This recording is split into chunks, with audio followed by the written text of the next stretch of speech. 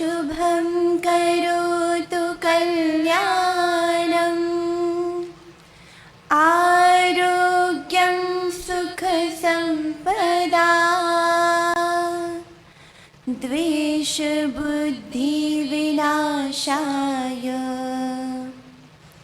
आत्मज्योति नमोस्तुते। आत्मज्योति प्रदीप्ताय ब्रह्मज्योति नमोस्तुते। ब्रह्मज्योति प्रदीप्ताय गुरुर्ज्योति नमोस्तुते।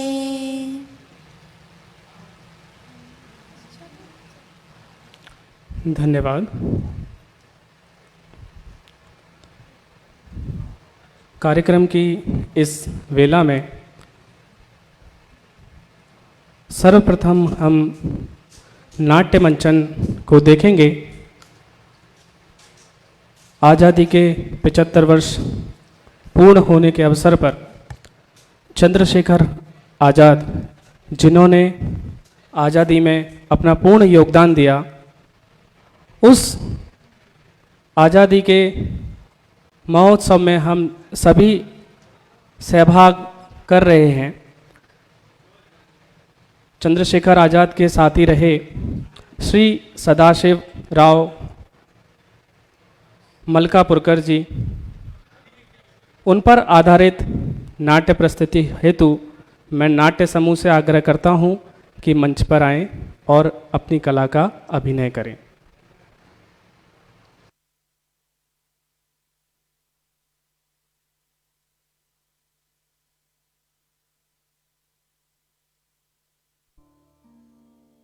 महाकवि भास ने कहा है, दुखम न्यासस्य रक्षणम, अर्थात किसी की धरोहर की रक्षा करना बड़ा दुष्कर कार्य होता है। इसकी गंभीरता वे ही समझ सकते हैं जिन्हें कभी किसी की धरोहर की रक्षा करनी पड़ी हो, और यदि यह धरोहर किसी के यश की धरोहर हो तो उसकी रक्षा करना और भी अधिक कष्ट साध्य होता है। किसी की धरोहर के धन से अपने आप को धनी समझे जाने से कितनी उलझन, कितनी बेचैनी, कितनी असुविधा होती है, इसे भुक्तभोगी ही जानता है। दुर्भाग्य से नहीं, महान सौभाग्य से हमें भी कुछ स्वतंत्र वीरों के यशोन्यास को अपने मन में छुपाए रखने का उत्तरदायित्व वहन करना पड़ा है, और उनके यशोधन से अपने आप को धनी समझे जाने से उत्पन्न होने वाली बेचैनी, उलझन और असुविधाओं को सहना पड़ा है। आज मैं सदाशिवराव मलकापुरकर याद कर रहा हूँ, बहुत याद कर रहा हूँ अमर शहीद भगत सिंह, सुखदेव, राजगुरु को, नारायण दास खरे, भगवान दास माहौर, शिव वर्मा को, और हमारे पंडित जी को। पंडित जी को भिन्न भिन्न स्थानों पर भिन्न भिन्न नामों से जाना जाता था। ओरछा में ब्रह्मचारी साधु बाबा, झांसी में हरिशंकर, और बाकी जगत में चमकते सूर्य की तरह हमारे चंद्रशेखर आजाद। इन सबके साथ बिताए सौभाग्यशाली पल मेरे लिए धरोहर हैं, यश की धरोहर।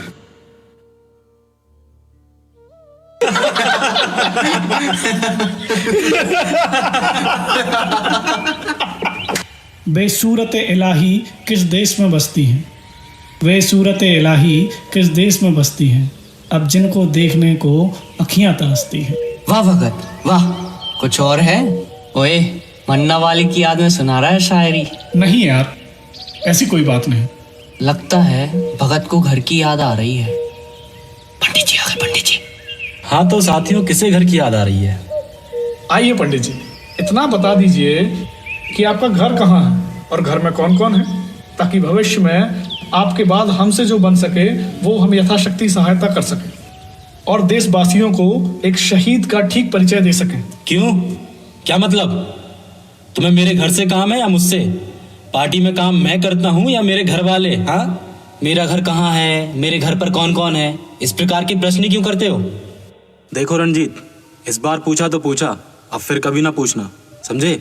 ना घर वालों को तुम्हारी सहायता से मतलब है और ना मुझे अपना जीवन चरित्र लिखवाना है। यदि तुम ही ऐसी बातें करोगे तो फिर गोपनीयता कैसी रहेगी?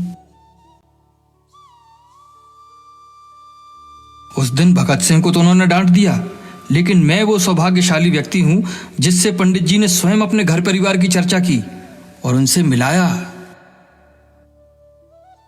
चलो सदू, मैं अपना घर तुम्हें दिखा लाऊं। पंडित जी मुझे विश्वास है तुम भूल कर भी मेरे घर के विषय में किसी को नहीं बताओगे। आजाद के इस विश्वास ने मुझे क्या बना दिया, मुझ में कितना जीवन फूंक दिया, इसे मैं शब्दों में कैसे बताऊं। फिर मैं उनके माता पिता के दर्शन के लिए उनके साथ झांसी से निकल पड़ा। नहीं पड़ती है। सुनो, अब उज्जैन पहुंचकर हम नागदा का टिकट लेंगे और नागदा में 2 हथ का।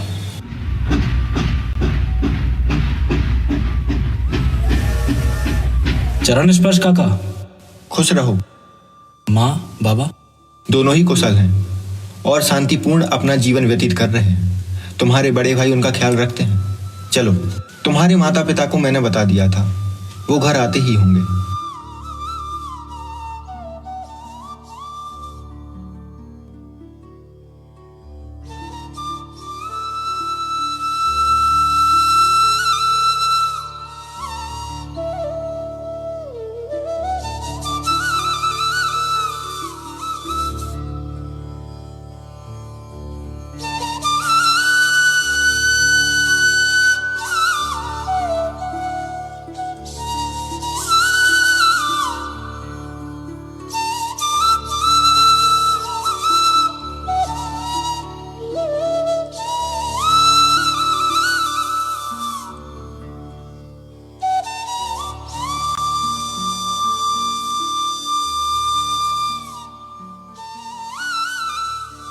इस प्रकार भय और आशंका के वातावरण में 10 वर्षों से बिछड़े हुए पिता पुत्र का मिलन हुआ।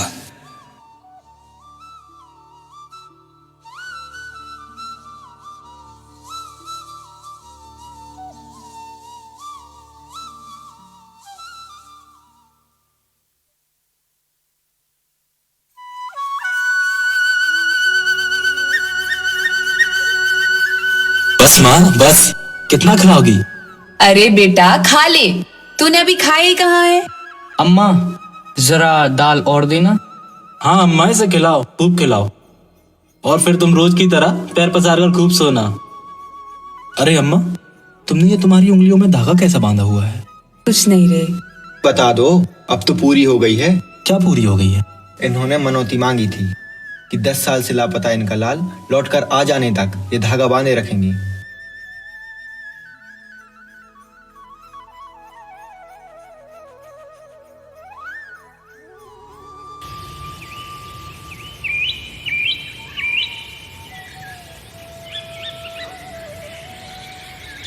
ठाकुर गजराज सिंह यहाँ के तहसीलदार हैं और मेरे विश्वसनीय मित्र भी।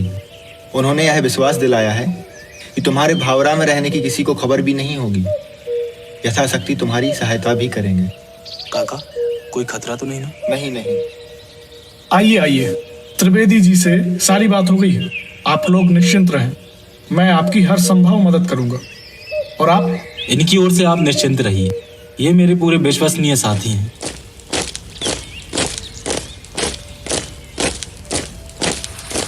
चंदू, आज थाने में सिपाही कुछ ज्यादा हैं।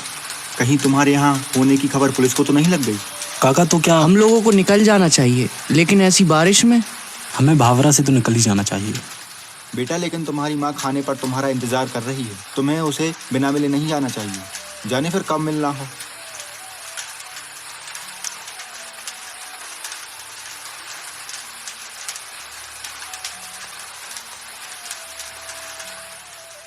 क्या बात है? कुछ नहीं बाबा। अरे बेटा तुम लोग खाओ। हाँ माँ।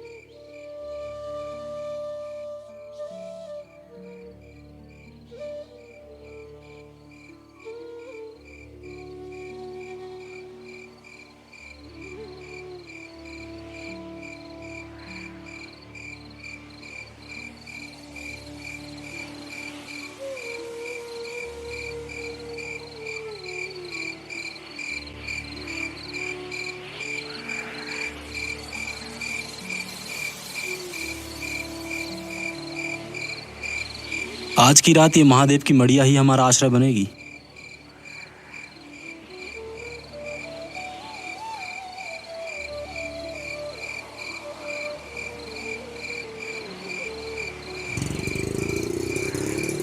ये देखो, एक और मोटर जा रही है। लगता है हमारी शंका ठीक निकली। पुलिस को ये खबर लग चुकी है कि हम भावरा में हैं। देखा जाएगा, रात में यहाँ कोई नहीं आने वाला, सुबह देखते हैं। लो, एक और मोटर गुजर गई। ये हुजूर तो सो रहे हैं घोड़े बेचकर। यहाँ मेरे दिल में धुकर पुकर लगी है। अरे आजाद, उठो उठो, देखो देखो, सांप मालूम होता है। अरे कहीं कुछ नहीं है, सो जाओ चुपचाप। पंडित जी उठिए, माचिस जलाइए। लो देख लो, कर लो तसल्ली, कहीं कुछ नहीं है। थोड़ा और सो लो, कल का कोई भरोसा नहीं। रात कितनी बड़ी होती है और कवियों को उसके युग के समान लंबी होने की कल्पना कैसे आती है, ये पहली बार मुझे इस रात में समझ में आया।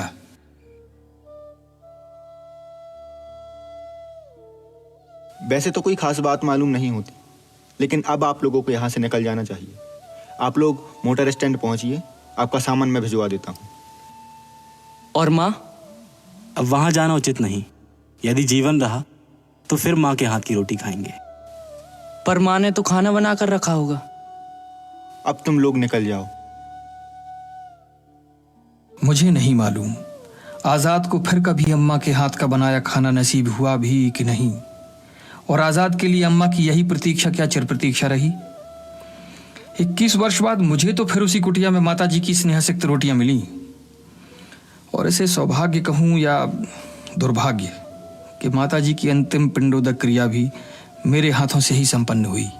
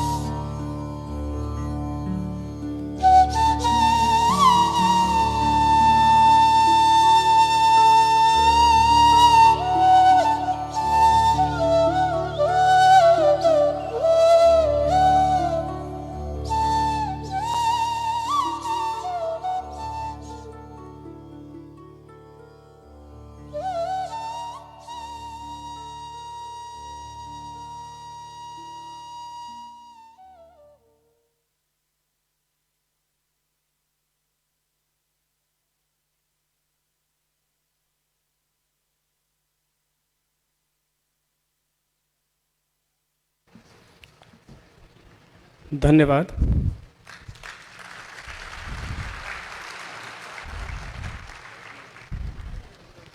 इतनी सुंदर कला की प्रस्तुति के माध्यम से हमें उन आज़ादी के क्रांतिकारियों की याद दिला दी जिन्होंने हमें आज़ादी दिलाने में अपना महत्वपूर्ण योगदान दिया।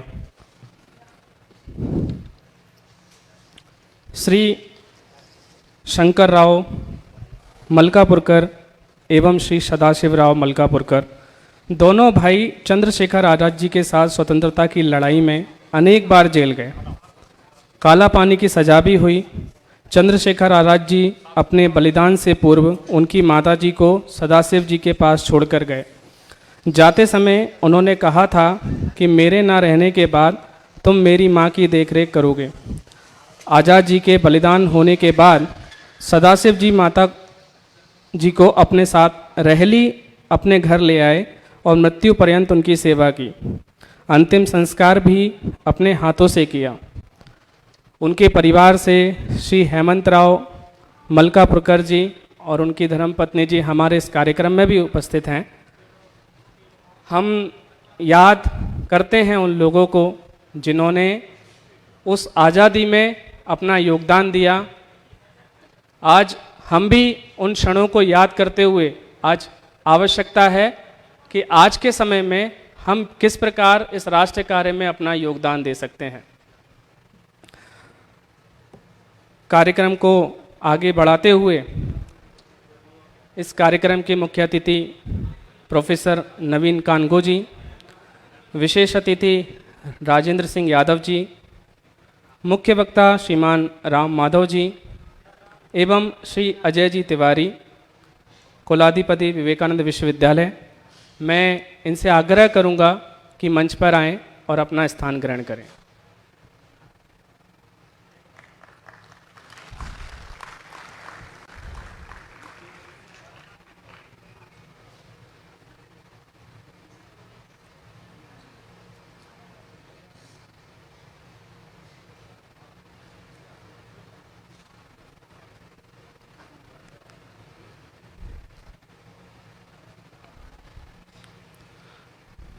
कृपया सभी अपना स्थान ग्रहण कर लें।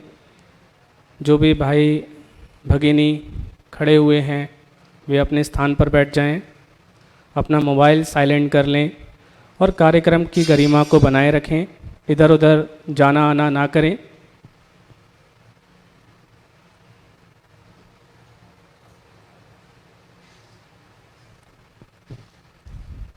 अतिथि परिचय एवं स्वागत हेतु मैं श्री राज बाबू जी से आग्रह करता हूं कि आप आएं और अतिथियों का परिचय कराएं।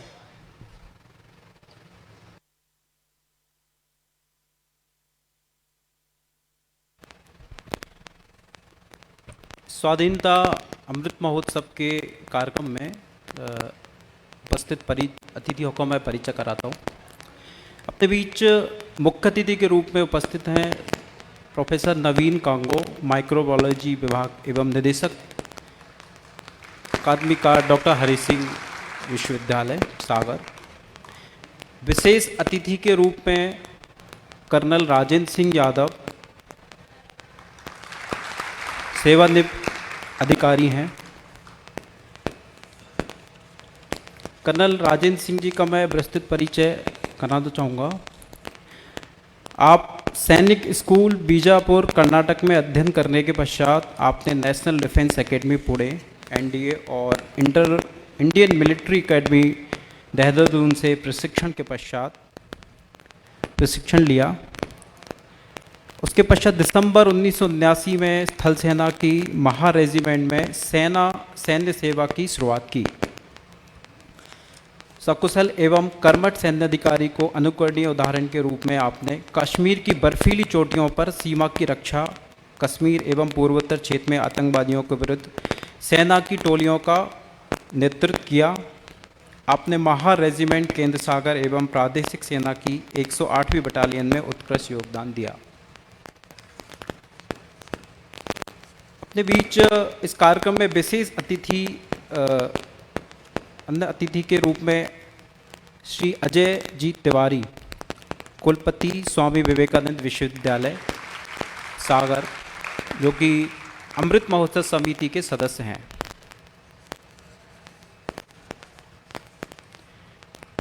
इस कार्यक्रम के मुख्य वक्ता के रूप में हमारे बीच उपस्थित हैं माननीय राम माधव जी। आप राष्ट्रीय स्वयंसेवक संघ के अखिल भारतीय कार्यकारिणी सदस्य तथा इंडियन फाउंडेशन थिंक टैंक के निर्देशक मंडल प्रमुख हैं। आपने आंध्र प्रदेश के इलेक्ट्रिकल इंजीनियरिंग में डिप्लोमा हासिल किया। तत्पश्चात कर्नाटक के मैसूर विश्वविद्यालय से राजनीति विज्ञान में स्नातकोत्तर की डिग्री भी प्राप्त की है। आप बालकाल से ही संघ से जुड़ गए थे। 1981 में आप संघ के पूर्णकालिक प्रचारक जीवन की शुरुआत की।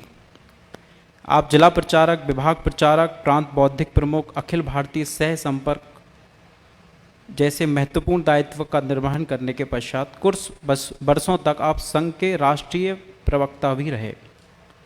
आप भारतीय जनता पार्टी के राष्ट्रीय महासचिव भी रहे। जम्मू कश्मीर एवं पूर्वोत्तर के राज्यों का आपकी ओर विशेष रूप से दायित्व रहा है। आपने कई पुस्तकों का लेखन भी किया है। संघ कार्य के लिए आपका विदेशों में भी प्रवास होता है। इसके अतिरिक्त हमारे बीच में दो परिचय और मैं कराना चाहूँगा।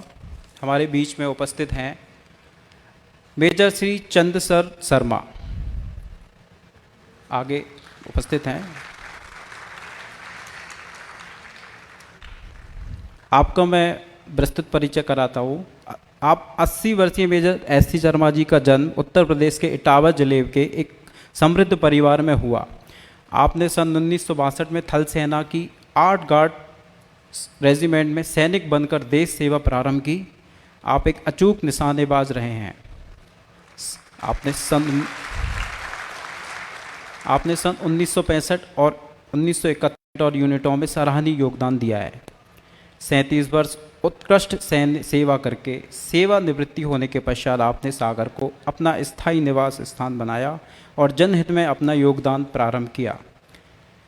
3 वर्ष तक सागर जिला विश्व हिंदू परिषद के अध्यक्ष रहे। तत्पश्चात 3 वर्ष तक भारत विकास परिषद सागर के अध्यक्ष का उत्तरदायित्व संभाला। आप 3 वर्ष तक सागर विश्वविद्यालय में एग्जीक्यूटिव कमेटी के सक्रिय सदस्य रहे हैं। आप पूर्व सैनिक कल्याण समिति जिला सागर के वरिष्ठ सदस्य के रूप में सक्रिय योगदान दे रहे हैं।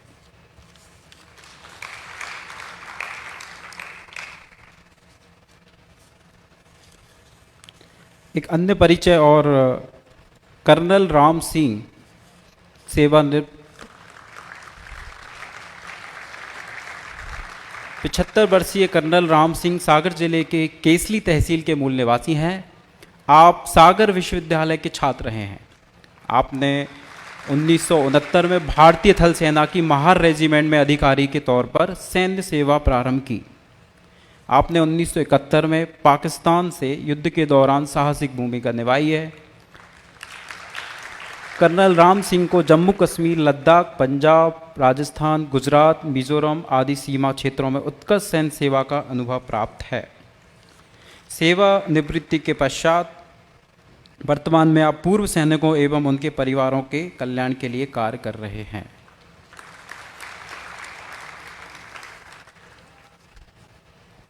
मंच पर उपस्थित अतिथियों के स्वागत के लिए मैं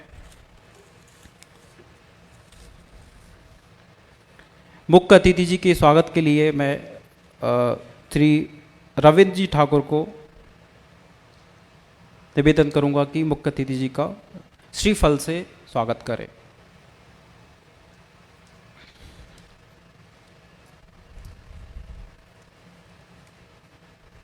रविंद्र जी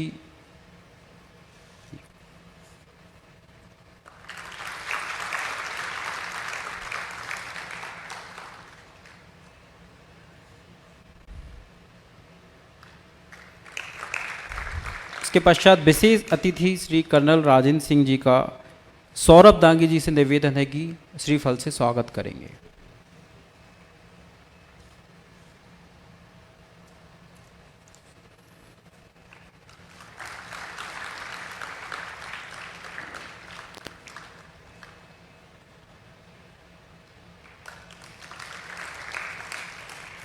श्री अजय जी तिवारी का चंद्रकांत जी से निवेदन है कि श्रीफल के द्वारा स्वागत करेंगे।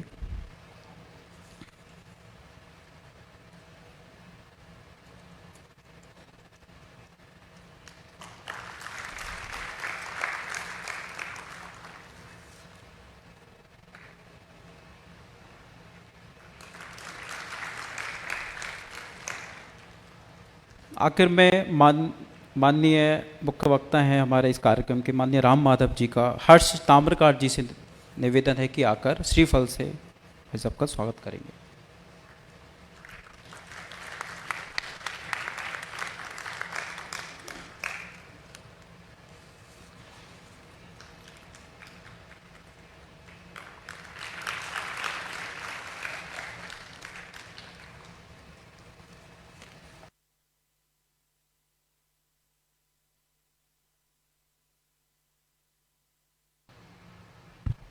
धन्यवाद राजा बाबू जी, आपने हमारे इस कार्यक्रम के अतिथियों से हमारा परिचय कराया। कार्यक्रम की आगे बढ़ाते हुए मैं इस कार्यक्रम के प्रारंभ में सुंदर नाट्य प्रस्तुति की उन अभिनेताओं का परिचय कराने के लिए मैं राहुल जी से आग्रह करूंगा कि वे समस्त अभिनेताओं के साथ मंच पर आएं और उनका परिचय कराएं।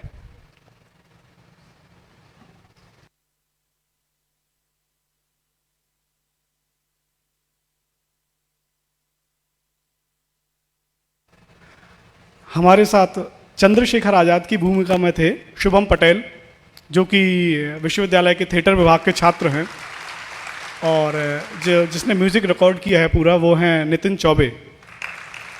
और चंद्रशेखर आज़ाद के पिताजी उसमें थे अखिल, सॉरी। और जो चंद्रशेखर जी की माँ हैं उनके कैरेक्टर में थी रितिका सेन। और जिसने सदाशिवराव मलकापुर जी का पात्र निभाया था वो हैं सागर सिंह ठाकुर। हाँ। और हाँ, अखिलेश तिवारी, चाचा जी के कैरेक्टर भी इन्हीं ने किया था। तो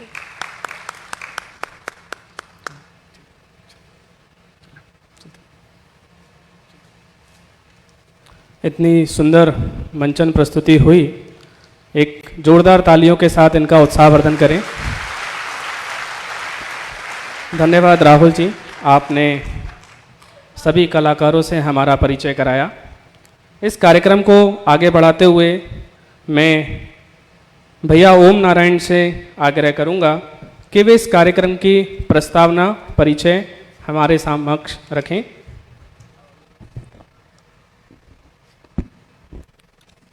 संपूर्ण भारत स्वाधीनता के 75 वर्ष को अमृत महोत्सव के रूप में मना रहा है। कार्यक्रम को सामान्य जनों तक पहुंचाने के लिए समाज के प्रबुद्ध जनों को लेकर अमृत महोत्सव समिति का गठन किया गया। समिति का कार्यक्रम उद्घाटन हुआ, जिसमें नगर के प्रबुद्ध जनों को बुलाकर स्वतंत्रता में संघर्ष करने वाले सेनानियों के परिजनों को सम्मानित किया। समिति के द्वारा समाज में अनेक कार्यक्रम किए जा रहे हैं। प्रथम कार्यक्रम साइकिल यात्रा के रूप में हुआ, जो हीरापुर के किले से प्रारंभ होकर राहतगढ़ के किले में समाप्त हुई, जिसमें लगभग 200 किलोमीटर की यात्रा साइकिल द्वारा तय की गई, जिसमें मुख्य मार्गों पर ग्राम ग्राम में जाकर स्वाधीनता और स्वतंत्रता के विषय को रखा गया और हमारे क्षेत्रीय इतिहास और ऐसे स्वतंत्र वीर सपूतों को याद किया गया जिनका नाम आज हमारे इतिहास में गुमनाम है। इसी कड़ी को आगे बढ़ाते हुए अमृत महोत्सव समिति और महाविद्यालयीन टोली के समस्त छात्रों के मध्य से एक कार्यक्रम इतिहास आपके द्वारा आयोजित किया गया, जिसमें 10 दिन का साप्ताहिक कार्यक्रम चला, जिसके अंतर्गत सागर नगर और मकरोनिया नगर के विश्वविद्यालय, महाविद्यालय, अनुशिक्षण संस्थान, स्कूल कुल मिलाकर 20 स्थानों पर कार्यक्रम संपन्न हुआ, जिसमें लगभग 1000 विद्यार्थियों ने भाग लिया। विद्यार्थियों के अगले बड़े कार्यक्रम के रूप में आज हम यहाँ उपस्थित हैं। विषय को विस्तार से समझने के लिए आज हम सब यहाँ उपस्थित हैं। धन्यवाद।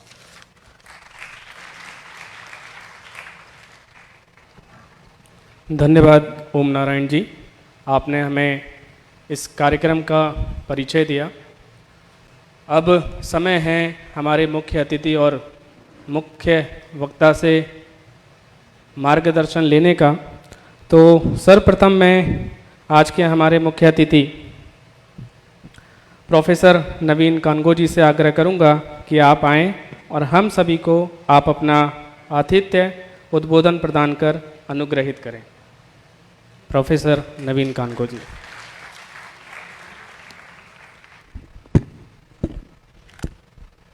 नमस्कार। स्वाधीनता अमृत महोत्सव के इस गरिमामयी कार्यक्रम में कृपा पूर्वक पधारे भारतीय चिंतन के सशक्त हस्ताक्षर, देश के जाने माने लेखक संपादक तथा देश के राजनीतिक परिदृश्य में दैदीप्यमान नक्षत्र के रूप में श्रीमान राम माधव जी, आज के विशिष्ट अतिथि कर्नल राजेंद्र सिंह यादव जी, मंचासीन आदरणीय श्री अजय तिवारी जी, सभागार में अपनी गरिमामयी उपस्थिति दर्शा रहे आदरणीय श्री सुनील देव जी, मेजर शर्मा जी, कर्नल राम सिंह जी, आदरणीय प्रोफेसर पित्रे जी, मेरे विद्वान सहयोगी डॉक्टर पुष्पल घोष, डॉक्टर हेमंत रावत, आप सभी को मैं इस स्वर्णिम अवसर पर नमन करता हूँ। सर्वप्रथम मैं आयोजकों का बहुत धन्यवाद करता हूँ कि उन्होंने ऐसे महत्वपूर्ण विषय पर व्याख्यान आयोजित किया। स्वतंत्रता उत्साह का गर्व का विषय है, साथ ही यह गंभीर विमर्श का भी विषय है। स्वाधीनता का अमृत महोत्सव मनाना राष्ट्र प्रेम की अलख जगाने, उसे कायम रखने का बहुत ही सार्थक प्रयास है।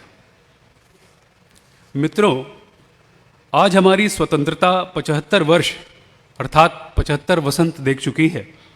इस सभागार में बैठे हुए कुछ लोगों ने 60, 70, 75, कुछ लोगों ने 50 या हमारी तरुणाई ने 25 या 30 आज़ाद वसंत देखे हैं। यह कार्यक्रम हमें याद दिलाने के लिए है कि मौसम सदैव से ऐसा नहीं था, स्वाधीनता के इस वासंती रंग में हमारे पुरखों का खून शामिल है, उनके खून का रंग शामिल है।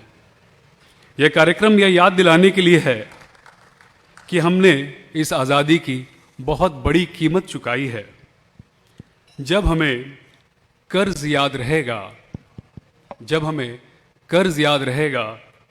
तब हमें फ़र्ज भी याद रहेगा। हम अपने महानायकों के बारे में न सिर्फ जानना होगा, अपितु उनके विचारों को, मूल्यों को अपने अंदर जागृत करना होगा। स्वतंत्रता मात्र कोई शब्द नहीं है, यह एक भावना है, जीवन मूल्य है। यह एक ऐसा शब्द है जिसने अपना पुराना अर्थ न खोते हुए नए मानी हासिल किए हैं। आज हम यह समझते हैं कि सिर्फ परतंत्र न होना ही स्वतंत्रता नहीं है। वक्त ने इसकी नई परिभाषाएं, नए आयाम गढ़े हैं। आज हम आर्थिक स्वतंत्रता, नारी स्वतंत्रता, धार्मिक स्वतंत्रता, भाषाई स्वतंत्रता, वैचारिक स्वतंत्रता इत्यादि के कंटेक्स्ट में, परिप्रेक्ष्य में इसको देखते हैं। आज इसके अर्थ को और व्यापक और समग्र रूप से देखने, समझने और अनुभव करने की ज़रूरत है। स्व के, खुद के, मैं फिर दोहराता हूँ अपने नौजवान साथियों के लिए कि स्वतंत्र का अर्थ हम ध्यान से देखें, स्व का तंत्र, स्व के अर्थात खुद के तंत्र को जानने, अनुभूत करने और जीने की ज़रूरत है हमें। प्यारे विद्यार्थियों, आज युवा पीढ़ी के पास मूल्यों, आदर्शों और महापुरुषों पर विचार करने का वक्त नहीं है। इसकी जगह प्रतिस्पर्धा, बाजार और मोबाइल ने ले ली है। अब हमारे पास वक्त नहीं कि हम गोखले, गांधी, सुभाष, सावरकर को याद करें। हमारी आंखों में अब इनकी कुर्बानी के लिए पानी नहीं रहा। हमें नई शिक्षा नीति के तहत, चूंकि मैं मूल रूप से एक शिक्षक हूँ, तो हमें नई शिक्षा नीति के तहत एक मूल्य परक शिक्षा के ऐसे मानदंड सुनिश्चित करने होंगे कि नई पीढ़ी हमारी आज़ादी का संग्राम और स्वतंत्रता की टीस दोनों को कभी न भूले। स्ट्रगल फॉर एग्जिस्टेंस ही हमें वह सामर्थ्य, वह विगर देता है जिससे हम शत्रुओं और मूल्यों को खा जाने वाली दीमक का मुकाबला करते हैं। हमें आज यह अवलोकन करना चाहिए कि हम अपनी कक्षाओं में, साक्षात्कारों में कहीं भाषाई रूप से परतंत्र तो नहीं है। विडंबना देखिए कि जिन लोगों ने अंग्रेजी को ओढ़ बिछा रखा है, उन्हें हिंदी से तकलीफ है। वे कहते हैं कि हिंदी उन पर थोपी जा रही है। मुझे लगता है उन्हें अंग्रेजी थोपे जाने की कहानी सुनानी होगी और बड़े विस्तार से सुनानी होगी। उन्हें बताना होगा कि भारतीय प्रज्ञा और अस्मिता को बाबूगिरी या बाबूडम में बदलने का काम अंग्रेजी ने बखूबी किया है और कर रही है। हम ये समझें कि समस्या अंग्रेजी से नहीं है, उसके महिमा मंडन के अतिरेक से है। भाषाई परतंत्रता और असमर्थता के चलते हम बौद्धिक और परिणामतः आर्थिक रूप से परतंत्र और निर्भर होते जा रहे हैं। मैं स्वयं एक विज्ञान का विद्यार्थी हूं और देखता हूं कि आज नहीं अपितु कई वर्षों से भारतीय विज्ञान में, उसके शिक्षण में, शोध में मौलिक चिंतन का बड़ा अभाव है। बहुत बार महसूस होता है कि रिसर्च और पढ़ाने की पद्धति उधार की है, जिसे हम लुक वेस्ट नीति कहते हैं। कहते हैं कि समस्या में ही समाधान छुपा होता है। अब सवाल है कि जब हम अपने समस्या को ही मौलिक स्वरूप में नहीं समझेंगे, अपनी समस्या को ठीक से नहीं जानेंगे, तो उसके समाधान तक पहुंचेंगे कैसे? क्या हमारे गांव, कस्बों, किसानों की समस्या का हल अमेरिका के अंकल सैम बताएंगे? मित्रों, हमें अपनी आभा का नया सूरज जगाना होगा। मैं साफ कहना चाहता हूं कि हमारा बच्चा स्कूल, कॉलेज, विश्वविद्यालय जाए तो शाम को आत्मबोध से और राष्ट्र प्रेम से ओत प्रोत होकर घर लौटे। वह जाने कि जीवन के अभाव सिर्फ बाजार से खरीदी वस्तुओं से नहीं दूर होते, बल्कि कठिन समय में सिर्फ हमारे मूल्य ही काम आते हैं। शिक्षा कैसी हो? ऐसी जो सीखने की कला सिखा दे। शिक्षा कैसी हो? ऐसी हो जो सीखने की कला सिखा दे। हमें इतना विनम्र, धैर्यवान, सामर्थ्यवान और ग्राह्य बना दे कि प्रकृति खुद अपने रहस्य उद्घाटित करने लगे। स्वतंत्रता की लड़ाई में मित्रों अभी भी बहुत कुछ जानना बाकी है। मैं ख़ास तौर पे यहाँ पर ये एक बात उद्धृत करूँगा कि हाल ही में 28 अप्रैल को, सिर्फ 3 दिन पहले, फ्रंटियर्स इन जेनेटिक्स पत्रिका में बीएचयू के प्रोफेसर चौबे साहब जी का शोध पत्र प्रकाशित हुआ है, जो कि पंजाब के अजनाला के गुरुद्वारे में स्थित कुएं में 282 मानव कंकालों की कहानी कहता है।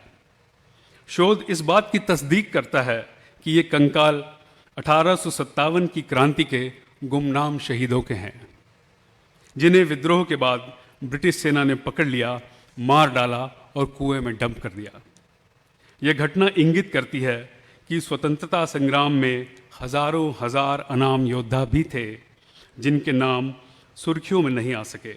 मैं इस मौके पर यह कहना चाहता हूँ कि बहुत से ऐसे शोध व्यवस्थित रूप से किए जाने चाहिए ताकि हम अपने स्वतंत्रता संग्राम की और स्पष्ट तस्वीर देख सकें। मैं आपके और मुख्य वक्ता के बीच में ज़्यादा समय नहीं रहना चाहता, बस अपनी बात को इन 4 पंक्तियों से समाप्त करना चाहूँगा कि बेड़ियाँ काट दी उसने लेकिन पाँव अब भूल चुके हैं चलना। बेड़ियाँ काट दी उसने लेकिन पाँव अब भूल चुके हैं चलना। उठो जागो और सफ़र पे चलो, ज़िंदगी की पहचान है चलना। हमको मंजूर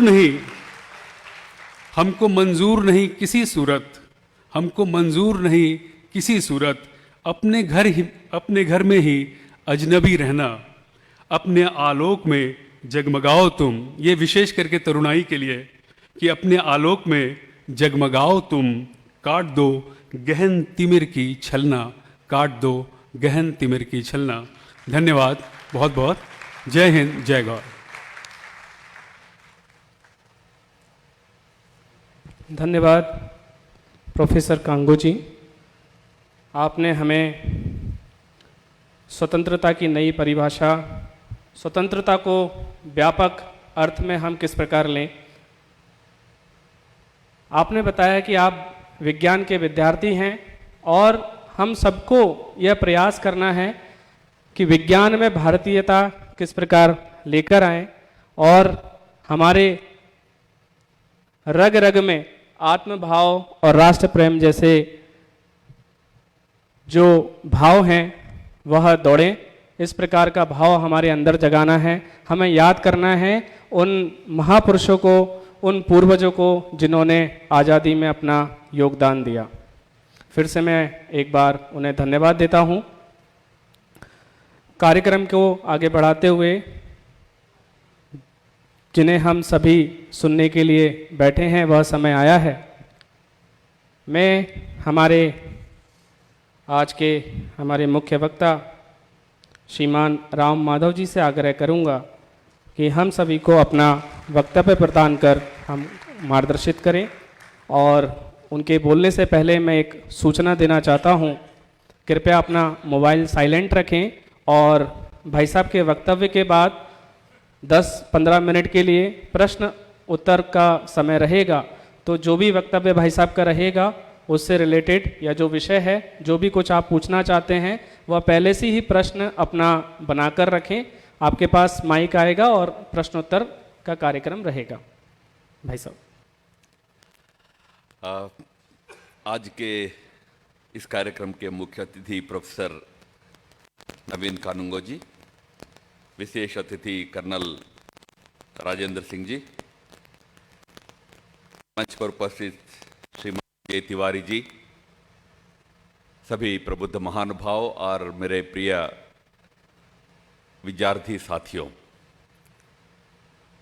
आमतौर पर महाविद्यालयीन विद्यार्थियों के सामने भाषण देना बड़ा कठिन काम होता है। वैसे क्लासरूम में भी तो आप तो कोई सुनते नहीं है, तो आपको बिठा के भाषण देना कठिन काम है। इस आयु के बारे में कहते हैं कि उठाएंगे तो गोद में नहीं रहते हैं, उतारेंगे तो जमीन पे नहीं रहते हैं, ऐसा आयु है। इसीलिए मैंने सोचा कि ज़्यादा मैं भाषण दूं लंबा चौड़ा, इससे अच्छा कुछ देर मैं बोलूंगा, बाद में संवाद करेंगे, आप कुछ प्रश्न भी पूछ सकते हैं। तो आज का अवसर, जैसा माननीय मुख्य अतिथि जी ने कहा, हमारे आज़ादी का अमृत महोत्सव का अवसर है।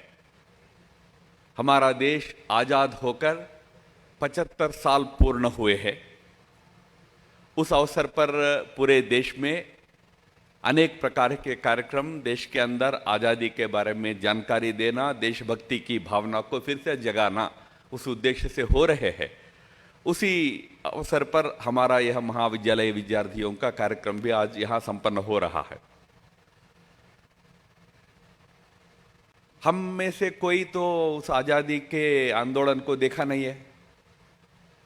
अंग्रेजों के काल में पैदा हुए ऐसे शायद यहाँ कोई नहीं होंगे, एक आध अगर विशिष्ट लोग होंगे तो होंगे, वो भी बच्चे होंगे उस समय।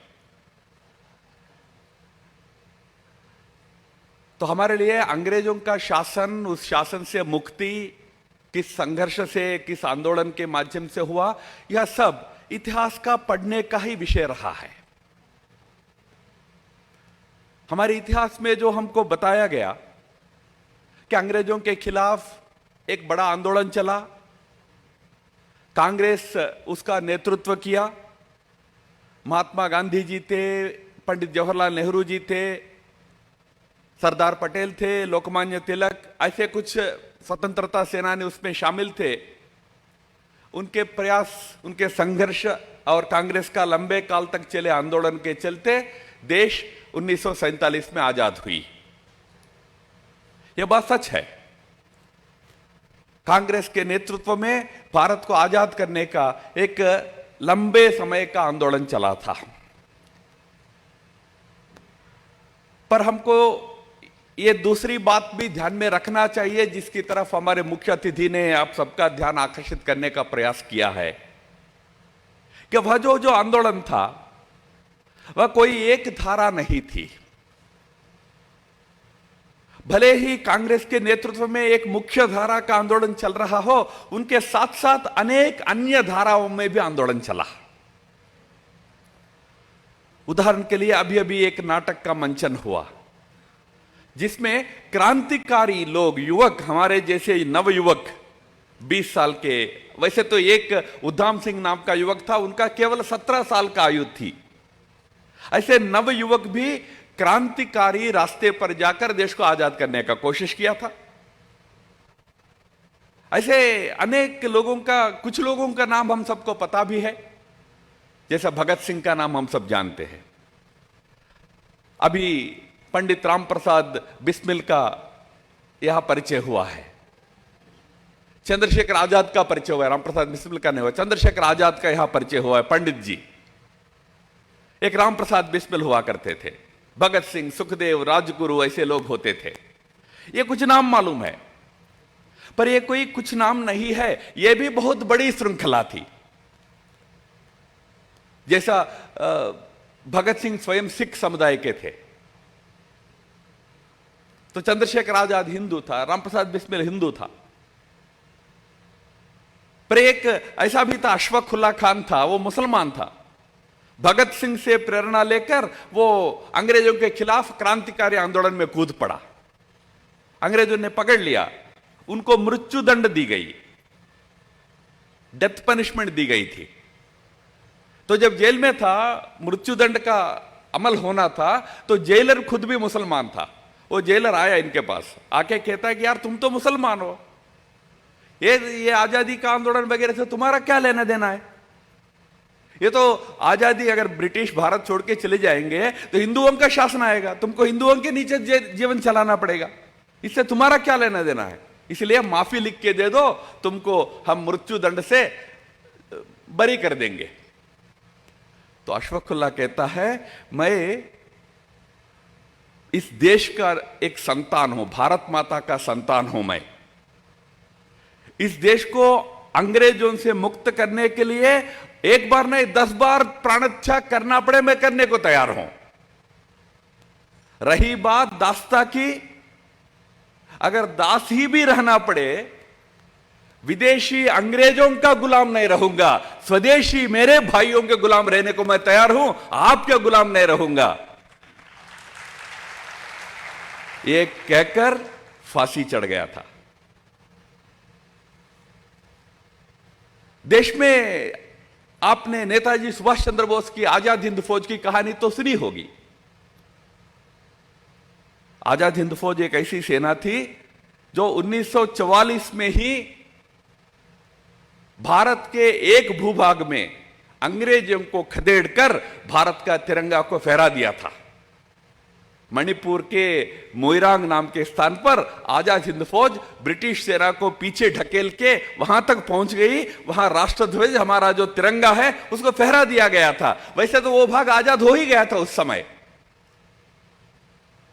ये अलग बात है। उसके बाद अंग्रेजों ने उस सेना, अपने सेना के साथ आजाद हिंद फौज को हराया। बहुत बड़ी संख्या में लोगों को गिरफ्तार करके दिल्ली के लाल किले में उनके ऊपर मुकदमा चलाया। जब ये कहानी तो हम जानते हैं, पर यह मुकदमा चली थी तो आजाद हिंद फौज के समर्थन में पूरे देश खड़ा हो गया था। जब अंग्रेज आजाद हिंद फौज के सेनाओं के ऊपर मुकदमा चला रहे थे, देश में एक बहुत बड़ा क्रांति फिर से निर्माण हो गई। जवाहरलाल नेहरू 1922 में अपना अदालत को छोड़ दिए थे, अदालत का जो अपने वकालत को छोड़ दिए थे। नेहरू वकालत का अभ्यास किए थे, पढ़े थे, लंदन में पढ़ के आए थे, इलाहाबाद में प्रैक्टिस करते थे।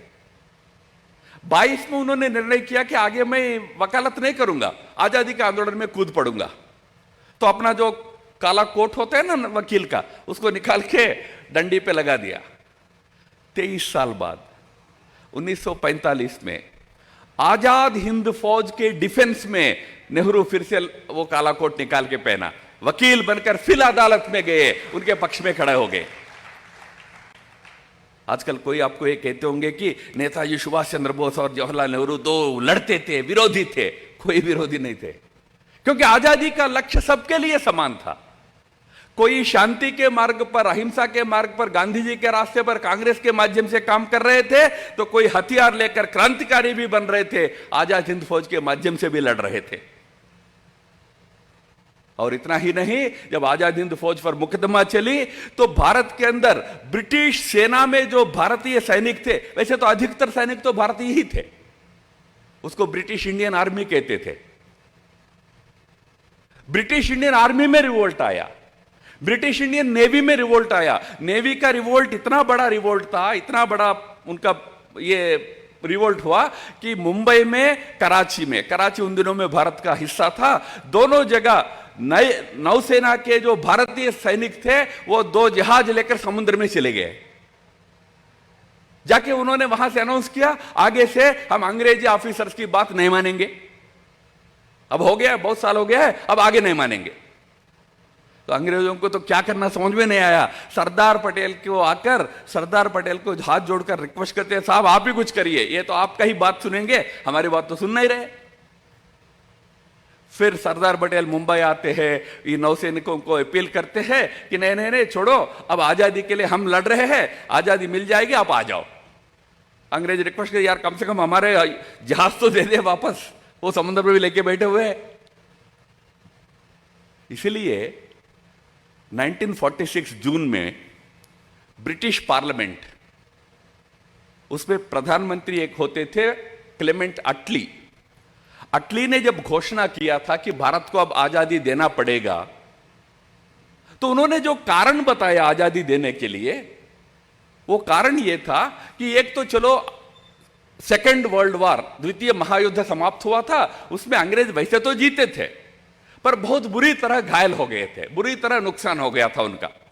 तो अंग्रेजी में कहते हैं won the war but lost the empire. उनकी हालत यह थी कि युद्ध तो जीते पर साम्राज्य चलाने की अब क्षमता नहीं रही। तो अटली कहता है कि अब मुश्किल है। दूसरा कारण वो बताता है कि देखो अभी भी भारत के ऊपर हमारा साम्राज्य अगर चलाना चाहते हो तो उसको चलाने के लिए सेना लंदन से भेजना पड़ेगा। क्यों? भारत में जो ब्रिटिश इंडियन आर्मी है अब वो हमारी बात सुनने को तैयार नहीं है, वो तो हमारे खिलाफ हो गए हैं। सेना लंदन से भेजना है, हमारे सैनिक और लड़ने को तैयार नहीं है क्योंकि सेकेंड वर्ल्ड वॉर में बहुत थक चुके हैं, बहुत मर गए हैं, अब युद्ध लड़ने को हमारे सैनिक तैयार नहीं है, इसलिए भारत को आजादी देना पड़ेगा। मैं इसलिए ये विषय आप लोगों को कह रहा हूं, यह भी इतिहास है आजादी का। यह इतिहास ये बात बताता है कि जब देश को आजादी मिली थी, कोई एक रास्ता, एक संगठन, एक नेतृत्व के कारण मात्र नहीं मिली, अनेक प्रयासों के चलते क्रांतिकारी, आजाद हिंद फौज, सामान्य सैनिक, इस देश के किसान, सरदार पटेल का नाम हम सुनते हैं। सरदार पटेल प्रसिद्ध कैसे हुए? एक बारडोली सत्याग्रह, ऐसे सत्याग्रह के नाम से सरदार पटेल प्रसिद्ध हुए। ये बारडोली सत्याग्रह क्या था? किसानों का सत्याग्रह था, यानी किसान भी कूद पड़े, युवक कूद पड़े, वनवासी लड़े, संत महात्मा लड़े। अंत तो आप अगर आपका ही राज्य का इतिहास देखेंगे, इस राज्य में ऐसे, मैं पुरुषों का भी नाम कह रहा हूं, बात नहीं कह रहा हूं, इतने महिलाएं थी मध्य भारत के, मध्य प्रदेश के, जो आजादी के आंदोलन में भाग लेकर संघर्ष किया था। हमको तो पता ही नहीं है। हम आजादी का आंदोलन का नाम लेते हैं तो 3-4 नाम हमको पता होता है। गांधी जी का नाम होता है, पटेल का होता है, नेहरू का होता है, भगत सिंह, राजगुरु, ऐसे 2-4 नाम आते हैं। याद रखना इतने लोग थे, यानी हम सभी के पूर्वज थे। पूरा देश आजादी के लड़ा था, तब मिलकर हमको आजादी मिली। तो जब आजादी का स्मरण करते हैं, 2 बातें याद रखना। एक, ये आजादी हम सभी के प्रयासों से मिली है। पूरे देश के उस समय के 30 करोड़ देशवासी एक होकर अलग अलग मार्गों से संघर्ष किया था। साहित्यकारों ने लेखन लिखा, कविताएं लिखी, गद्य लिखा, पद्य लिखा, अखबार चलाए, पुस्तक लिखे, पैम्फलेट्स लिखे। हम सबके प्रयास से इस प्रकार की आजादी हमें मिली। हम सबके प्रयास से इसको आगे बढ़ाना है। दूसरा, क्योंकि यह आजादी हम सभी के प्रयास से मिली है, इसके प्रति हमेशा श्रद्धा और सम्मान की भावना ही रखना है। हमारे देश में एक वामपंथी होते थे, वो कहते थे ये आजादी झूठी है, ये आजादी सही नहीं है, ये आजादी अधूरी है, ऐसी बातें कहते थे। आजादी को ही गलत समझाने का प्रयास करते थे। याद रखना, ये आजादी हमारे अपने पराक्रम का नतीजा है। इसके प्रति हमेशा हमारे मन में श्रद्धा और आदर का ही भावना रहना चाहिए। पर ये करते समय आखिर आजादी हमने क्यों चाहा था? क्यों?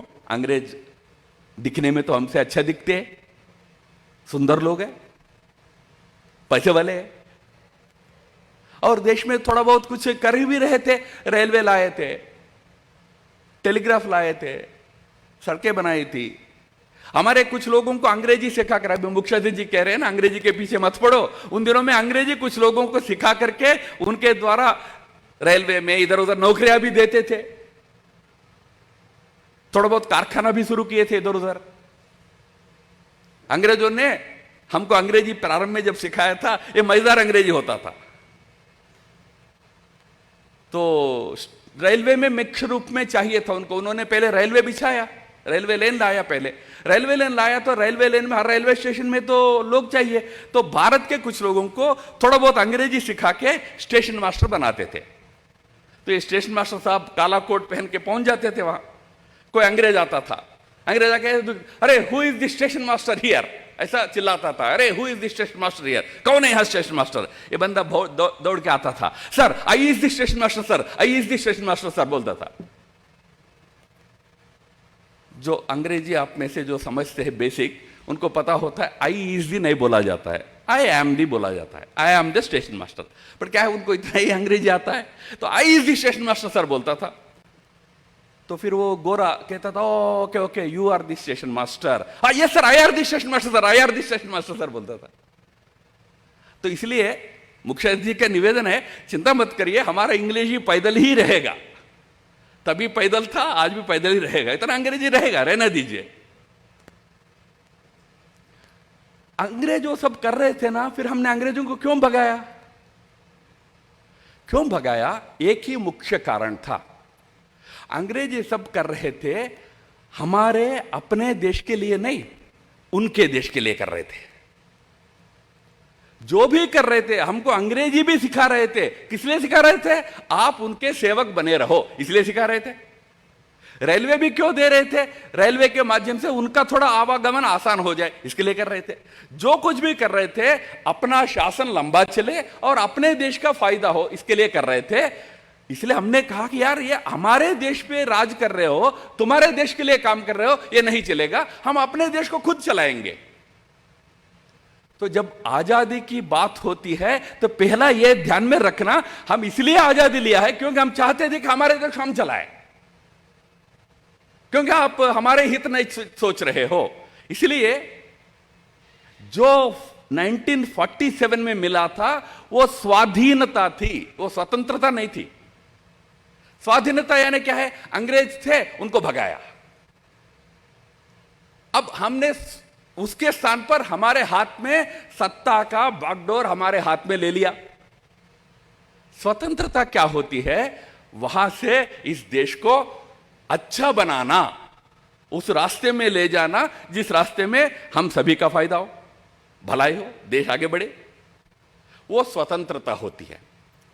स्वाधीनता से शुरू करके हमको स्वतंत्रता की ओर जाना है। क्यों? जब स्वाधीनता आई थी हम स्वतंत्र थे क्या? नहीं, उस समय हमारा लिटरेसी रेट 17% था, 17% साक्षरता, बहुत अनपढ़ थे देश। भारत का लगभग 68% लोग गरीबी रेखा के नीचे रहते थे। गरीबी रेखा यानी कोई भूमध्य रेखा जैसा कोई रेखा नहीं होती है। गरीबी रेखा यानी क्या? दिन में 2 बार भोजन जिसको नहीं मिलता वो गरीब है। ऐसे लोग 100 में 70 होते थे।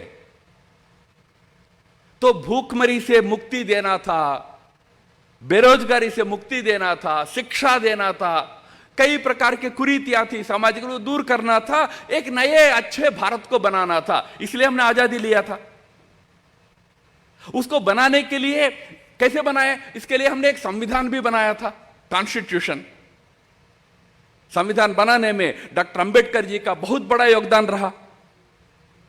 उस संविधान के माध्यम से एक स्वतंत्र भारत को बनाना था।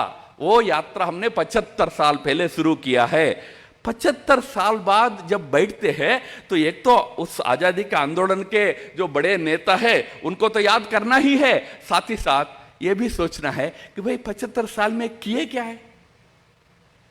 अंग्रेजों को क्यों भगाया? क्यों? अंग्रेज अपना स्वार्थ का सोच कर रहे थे, इसलिए भगाया ना भाई। 75 साल में हमसे अधिकतर लोग क्या कर रहे थे? वही तो कर रहे थे, हमारे स्वार्थ की चिंता ही तो कर रहे थे हम। अब आप में से मैं किसी को खड़ा करके पूछ लूं, भैया क्या कर रहे हो? कहेंगे सर हम तो पीजी पढ़ रहे हैं। अच्छा, पीजी के बाद क्या करोगे?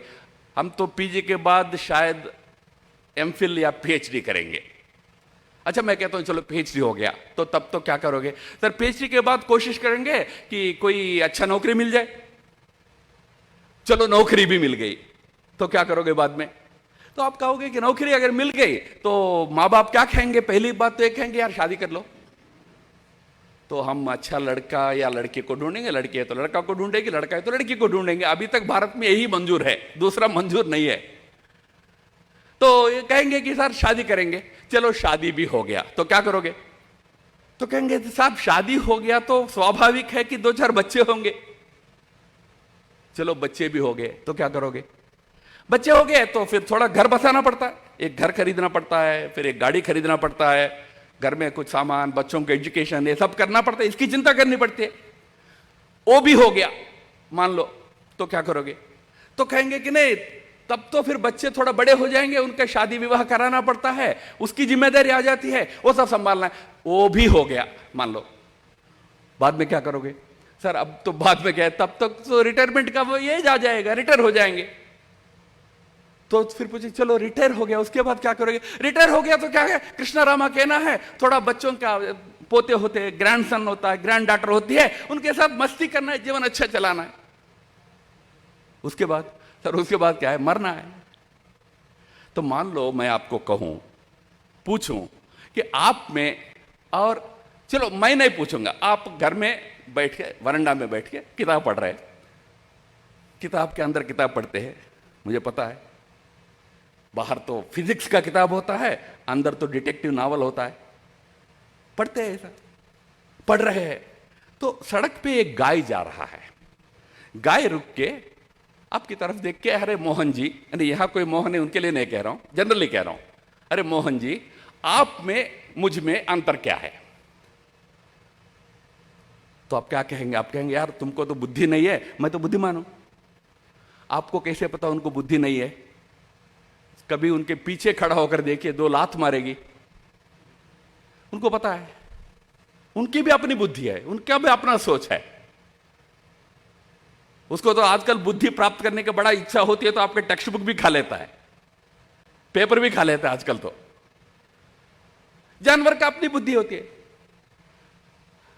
हम क्या करते हैं जीवन में? नहीं, जो वर्णन मैंने आपको, उसमें क्या है? हम पैदा हुए, हम पैदा किए, हम मर गए, यही ना हमने किया। नहीं, मैं बचपन में स्कूल में जाता था तो हमको मंडे, ट्यूसडे, वीक का वार सिखाना होता था। तो शुरू होता था बार्न ऑन मंडे, ऐसा शुरू होता था। सोमवार को पैदा हुआ, मंगलवार को नाम दिया, बुधवार को बड़ा हुआ, गुरुवार को शादी हुई, शुक्रवार को बच्चे हुए, शनिवार को बूढ़ा हुआ, रविवार को मर गया। सोमवार से रविवार सिखाना था, वार सिखाना था हमको। पर हमने क्या सीखा है? क्या करना है जीवन में? पैदा होना है, पैदा करना है, मर जाना है। हम सभी का जीवन का साइकिल यही है ना।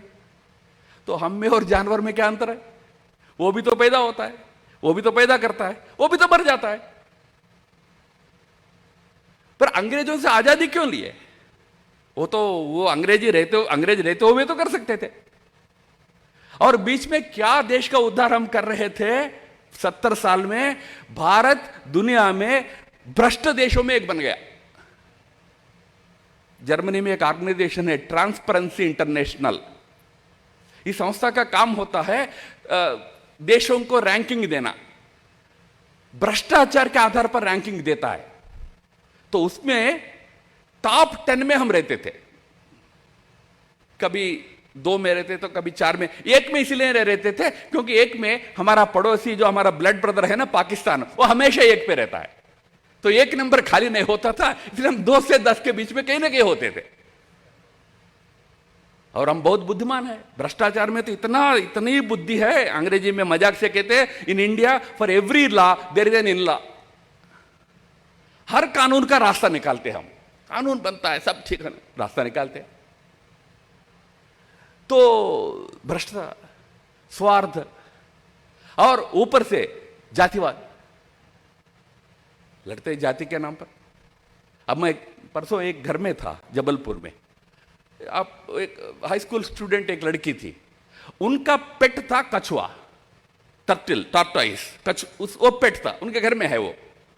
मैंने पूछा ये अच्छा ठीक रहता है, काटता नहीं है? तो बोले नहीं नहीं, वो मेरे साथ बेड पे सोता है। हम कछुआ को बेड पे सुलाते हैं, कुत्ते को बेड पे सुलाते हैं, साथ के आदमी को जाति के नाम पर दूर रखते है कि नहीं? और आप कह सकते हैं साहब ये कहा, अभी जातवाद कहा है? नहीं है, जातिवाद है, ठीक है। यहां इस हाल में आप जातिवाद नहीं दिखा पाओगे, पूछ नहीं पाओगे पड़ोस का क्या जाति है तुम्हारी, या बस में नहीं पूछ पाओगे, रेस्टोरेंट में नहीं पूछ पाओगे, कॉलेज में नहीं पूछ पाओगे, पर दिल में है, हमारे व्यवहार में है। आज भी हमारे देश में अगर शेड्यूल्ड कास्ट का व्यक्ति है, शेड्यूल्ड ट्राइब का व्यक्ति है, वो आईएएस ऑफिसर भी बन जाता है तो कई इलाकों में घर किराए पर नहीं मिलता है, उनकी जाति के कारण नहीं मिलता है। हमारे व्यवहार में नहीं गया है, दिल में से नहीं गया है। वो सबसे बड़ा कारण राजनीति है, राजनीति इसको पनपता है, राजनीति उसको जिंदा रखता है जातिवाद को। पर हम जाति से लड़ते, मजहब से लड़ते। देश का विभाजन हो गया 47 में, जिस दिन को आजादी हमको मिली उसी रात को भारत 2 खंडों में विघटित हो गया, हिंदुस्तान पाकिस्तान बन गया। यह विभाजन शांति से नहीं हुआ, 3 लाख लोगों के शवों के ऊपर देश का विभाजन हुआ, बहुत हिंसा, बहुत रक्तपात हुआ। सिंधु नदी पानी से नहीं खून से बह रहा था उस समय, फिर भी हम लड़ने बंद किया क्या? फिर भी लड़ रहे। तो आज हम जो व्यवस्था लाए हैं 70 साल में, वो आजादी के योग्य व्यवस्था लाए हैं क्या? अगर यही करना है तो अंग्रेज को रहने देते ना, और आसानी से लड़ सकते थे ना अपन। हमने सोचा कि नहीं, हम एक दूसरे भारत बनाएंगे, जो गांधी जी हो, अन्य लोग हो, जो आजादी के नेता थे, जो हम सभी के परिवार के लोग थे, उनका स्वप्न अलग था। एक संगठित भारत बनाना था, यूनाइटेड इंडिया बनाना था, जो जातिवाद में लिप्त नहीं होता है, जो मजहब के नाम पर लड़ाई नहीं करता है, ऐसा भारत बनाना था। जो समृद्ध भारत बनाना था, जहां गरीबी नहीं होगी, भ्रष्टाचार नहीं होगा, ऐसा भारत बनाना था।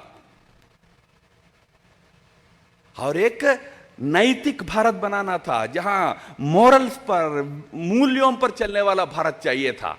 या कुछ लड़कियां बैठी है, हमारे समाज में महिलाओं के प्रति व्यवहार हमारा आज भी कैसे रहता है? अब एक लड़की यहां से उठ के ऐसा गई, वो लड़की उठ के दीवार से यानी अपने आई साइड से बाहर होने तक हमारा मुंह ऐसे ही घूमते रहता है। कोई म्यूजियम आइटम है क्या, या जू का जानवर है? गांधी जी ने एक बात कही थी, मैं उस दिन को सच्चे आजादी का दिन मानता हूं जिस दिन इस देश की महिला रात को 12 बजे अकेले सड़क पर घूमकर घर पहुंच सकती हो, उस दिन को सच्चे आजादी का दिन मानता हूं। पर आपने ताली इसलिए बजाया, उसका आपका कहने का अर्थ है कि महिला को रात को 12 बजे भी सुरक्षा चाहिए, यही ना? भारत में सुरक्षा होनी चाहिए। गांधी जी का कहने का मतलब वो नहीं था। वैसे तो ये जो बड़ी बात है ना, महिला सुरक्षा वगैरह वगैरह, ये बेकार बात है, इसलिए कह रहा हूं। एक बार विवेकानंद जी से किसी सभा में पूछा गया था कि महिला सुरक्षा पर आपका क्या राय है, तो विवेकानंद जी जोर से हंसे। महिला सुरक्षा, महिला की रक्षा तुम करोगे? अरे भाई, स्वयं दुर्गा है, स्वयं काली है, स्वयं महिषासुर मर्दिनी है, तुम उनकी रक्षा कर लोगे? चाहिए क्या था? सम्मान करना सीखना था, डिग्निटी की बात थी, रक्षा की नहीं। आज ऐसी लड़कियां हैं जो अच्छा कराटे गिराटे सीख ली है, उनके सामने एक विजिल करके देखो, थप्पड़ मारेंगे तो 32 नहीं तो 10-12 तो निकलेंगे दांत बाहर। वो भी ताकतवर है, वो भी छेड़छाड़ को सहन नहीं करेंगे। आजकल तो टीवी में बहुत सारा आने लगा, तो महिलाएं भी अब दृढ़ होने लगी है। पर क्या सम्मान है? तो गांधी जी का कहना यह था कि रात को 12 बजे अकेले एक लड़की आपको दिखती है तो आपके मन में क्या भावना आता है? खैर, मैं 12 बजे बाहर मैं किसी काम से हूं, इसी प्रकार वो लड़की भी है, ऐसी भावना आता है? या नहीं, 12 बजे बाहर घूमने ना जरूर गड़बड़ वाली लड़की होगी, ऐसा लगता है। आमतौर पर पुरुष का स्वभाव यह होता है। गांधी जी का कहना यह था, वो आजादी लड़की को चाहिए कि जो डिग्निटी का लाइफ चाहिए, ऑफिस में, कॉलेज में, स्कूल में, केवल रक्षा नहीं, सुरक्षा नहीं। सुरक्षा के लिए पुलिस को खड़ा कर दो, सुरक्षा मिल जाएगा, पर सम्मान मिलेगा क्या? आप कमेंट करना बंद करोगे क्या? आप टेढ़ी नजर से देखना बंद करोगे? यह होता है ऐसा भारत जहां इस देश की महिला हो, इस देश का शेड्यूल्ड कास्ट हो, इस देश का शेड्यूल्ड ट्राइब वनवासी हो, सब अपने पूर्ण विश्वास के साथ, पूर्ण पराक्रम के साथ काम कर सके, पूर्ण अपना ये योगदान दे सके। इसलिए हमने अपने वर्तमान मोदी जी की सरकार ने महिला का शादी का आयु 21 साल कर दिया। क्यों? लड़के तो करते नहीं 21 साल से पहले शादी कोई, पर लड़की की जब बात आती है, आमतौर पर परिवार 14 साल आते ही शुरू करते ढूंढना, जल्दी शादी करके भेज दो। पर जैसा लड़का अपना करियर सोचता है, लड़की को नहीं सोचना चाहिए। 18 साल में, 15 साल में, 16 साल में शादी क्यों होना है? हां, अलग बात है, कोई प्रेम हो गया, हो सकता है 18 साल में मेजर बनते हैं तो एक लड़का लड़की में प्रेम हो सकता है, फिर भी शादी के लिए 21 तक रुकना चाहिए। क्यों? अपना रास्ता तय होना चाहिए। हम कैसे समाज या अपने लिए या समाज के लिए काम कर सकते हैं, वो तय करने का अवसर देना चाहिए। तो मुझे किसी एक व्यक्ति आर्ग्यू के, जो एकदम ट्रेडिशनल आदमी था, उन्होंने कहा ये गलत है, हमारे संप्रदाय में महिलाओं को परधन मानते हैं, स्त्री को परधन मानते हैं, किसी और परिवार में जाना है स्त्री को, इसलिए जल्दी भेजना है। और आप तो 18 साल में वोट देने का अधिकार दे रहे हो। लड़कियों को भी वोट देने का अधिकार 18 साल में मिलता है, लड़कों को भी, सबको मिलता है। 18 साल में वोट दे सकती है, शादी नहीं कर सकती, ऐसा कैसे होगा? तो मैंने कहा कि देखो भाई, 18 साल में वोट देने का अधिकार इसलिए दिया क्योंकि हर लड़का लड़की को थोड़ा राजनीतिक समझदारी बढ़े, इसके लिए दिया। हां, 18 साल में गलती भी करता है, किसी गलत पार्टी को वोट भी देता है, तो भी उनको केवल 5 साल ही भुगतना पड़ेगा। पर 18 साल में शादी के नाम पे गलती हो गई ना, जीवन भर भुगतना पड़ेगा। इसलिए रुको ना, 21 साल रखो ना। तो इसीलिए इस प्रकार का भारत बनाना है जहां इस देश का हर नागरिक अपना पूर्ण ऊर्जा को, पूर्ण ताकत को इस देश को बनाने में लगा सके। उस प्रकार का भारत बनाने के लिए हमने इस आजादी को लाया था। एक अरविंद जी का बात कहकर मैं समाप्त करता हूं। ऋषि अरविंद एक बहुत बड़े संत थे, जिनका जन्मदिन ये हमारे आजादी का ही दिन होता है, 15 अगस्त ही होता है। तो उन्होंने एक बड़ी बात कही, आजादी, स्वतंत्रता का अर्थ क्या है?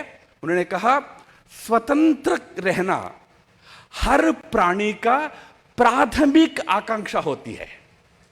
Very fundamental aspiration of every living creature is freedom. स्वेच्छा। क्या हम समाज में सबको वो स्वेच्छा की भावना दे रहे क्या? आज कोई भय से नहीं जी रहा हो? जहां भय होता है वह स्वेच्छा नहीं होती है। वो मुसलमान हो, वो महिला हो, वो कोई वनवासी हो, अगर वो भय से जी रहा है तो स्वतंत्रता नहीं है, वो आजादी नहीं है। भय मुक्त समाज चाहिए। हर व्यक्ति महसूस करना चाह रहे, मैं स्वतंत्र हूं यार, मेरा जीवन स्वतंत्र चल रहा है, बंधनों में नहीं चल रहा है। स्वतंत्रता है ना, विशृंखलता नहीं है, यानी जो मर्जी करेंगे वैसा नहीं है। बट स्वतंत्रता फील होना चाहिए। मैं जो चाहता हूं वो पढ़ सकूं, मैं जो चाहता हूं वो कर सकूं, मैं वो जिस प्रकार चाहता हूं उस प्रकार समाज की सेवा कर सकूं, देश की सेवा कर सकूं। ये स्वतंत्रता हर नागरिक को महसूस होना पड़ता है। ऐसे भारत को बनाना है जहां हर व्यक्ति स्वतंत्रता महसूस करेगा, पर हर व्यक्ति अपनी स्वतंत्रता में देश का विकास, इसका लक्ष्य रखकर चलेगा। ऐसे भारत को बनाना है। यह हमारे आजादी का लक्ष्य था। आज 75 साल बाद जब उत्सव मना रहे हैं तो आजादी के उस आंदोलन के महापुरुषों का स्मरण जरूर करना है। वो बहुत बड़ी संख्या में है, पर वो महापुरुष पूरे समाज की प्रतिनिधि थे। तो 75 साल बाद उस आजादी को सार्थक बनाने का कार्य में भी हम सबको जुड़ना है। पूरे देश के नागरिक खड़ा होकर उस आजादी की सार्थकता की तरफ इस देश को ले जाना है। यह संदेश हमको इस वक्त हमेशा अपने दिल में रखना चाहिए। इतनी बात आपके सामने रखकर मेरे वाणी को विराम देता हूं, पर जैसे बताया 10-15 मिनट हम कुछ प्रश्नोत्तर भी कर सकते हैं। धन्यवाद।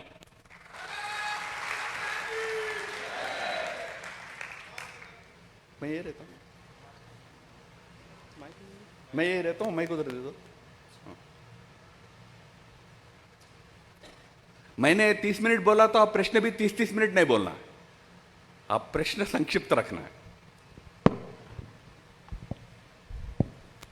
सर, मेरा नाम मनोज दांगी है। मैं विधि पढ़ रहा हूँ अभी, लॉ का स्टूडेंट हूँ 3rd ईयर में। सर, मेरा एक प्रश्न था। आपने कहा कि मजहबी लड़ाई ना हो, हमें एक ऐसा देश बनाना था, इसके लिए आज़ादी ली हमने। तो सर, मैं इसी पे एक प्रश्न पूछना चाहूँगा कि आज के कॉन्टेक्स्ट में आप भारत को कहाँ देखते हैं इस मामले में? हाँ, आज के कॉन्टेक्स्ट में मैं ये कहता हूँ, हमको देश में इधर उधर सांप्रदायिक तनाव दिखता है, मजहबी तनाव दिखता है, मध्य प्रदेश में दिखता है और जगह दिखता है। कभी मान लीजिए किसी धर्म का कोई जुलूस निकल रहा हो, उस पर पत्थरबाजी होती है। इस प्रकार की घटनाएं हमारे ध्यान में आता है। तो हमारे डॉक्टर अंबेडकर जी जो संविधान में जिनने लिखा था, उन्होंने एक बात स्पष्ट कही थी, अब आजाद भारत का रास्ता संविधान के माध्यम से होना चाहिए। तो हमको क्या करना चाहिए? ये जो गड़बड़ कर रहे हैं ना, उनके साथ निपटना है, सरकार और कानून तंत्र को निपटना है, हमको नहीं। वो उनका काम है। हाँ ठीक है, वो जरूरत पड़ी तो बुलडोजर भी चलाएंगे, पर वो करेंगे, वो आवश्यकता का अनुरूप करेंगे। बुलडोजर की आवश्यकता हमारे दिमाग हमको बुलडोजर संस्कृति हमारे दिमाग में नहीं आना है। हमारा प्रयास होना है, हम कैसे 130 करोड़ लोग एक साथ रहेंगे, एक भारत बनेगा। आपने विषय उठाया मजहबों का, तो मैं कश्मीर का एक बात आपके सामने रखना चाहूंगा। अब कश्मीर में एक धारा 370 करके एक संविधान की धारा होती थी, जिसके कारण कश्मीर के लोगों को लगता था कि हम अलग है। तो अलग नहीं है, हम सब एक देश है। जैसा मध्य प्रदेश है ऐसा ही कश्मीर है। तो सबको एक करना था, इसलिए वो धारा 370 को मोदी जी की सरकार ने हटा दी थी 2 साल पहले, 3 साल पहले, आप सब जानते हैं। तो क्या उससे हम सब एक हो गए क्या? क्योंकि विभाजन जो हुआ था वो दिलों का विभाजन था, केवल संवैधानिक विभाजन नहीं था, दिलों का विभाजन था। दिलों को भी जोड़ना पड़ेगा। तो सरकार ने अपना काम कर लिया, संविधान का विभाजन को समाप्त किया, पर समाज का विभाजन को कौन ब्रिज करेगा? हम सबको करना है। तो मैं सब जगह कहता हूं, तो आपको भी कहता हूं, तो अगली बार छुट्टी आता है ना, छुट्टी आती है तो छुट्टी मनाने के लिए कश्मीर जाइए, श्रीनगर जाइए। तीर्थ यात्रा करनी है ना, अमरनाथ यात्रा पे जाइए, वैष्णो देवी पे जाइए।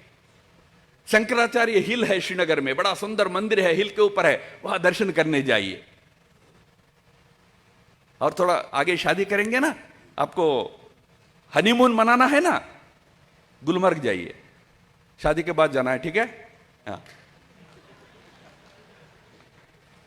क्यों जाना है? क्योंकि हम जाकर वहां के लोगों को कहना है कि यार हम सब एक है। हमें उनको वो भावना भी देना है। अभी तक संविधान हमको डिवाइड कर रहा था, अब वो डिवाइडिंग संविधान को खत्म किया। अब हम जाके उनका आलिंगन करें, हम एक है, एक है, ये काम हमको करना है। हाँ, वहां कुछ आतंकी है, वो क्या करना है? उनके ऊपर डंडा चलाना। वहां की सेना जानती है ना, हमारे यहाँ बहुत सारे पूर्व सैनिक बैठे, उनको पता था उनको क्या करना है।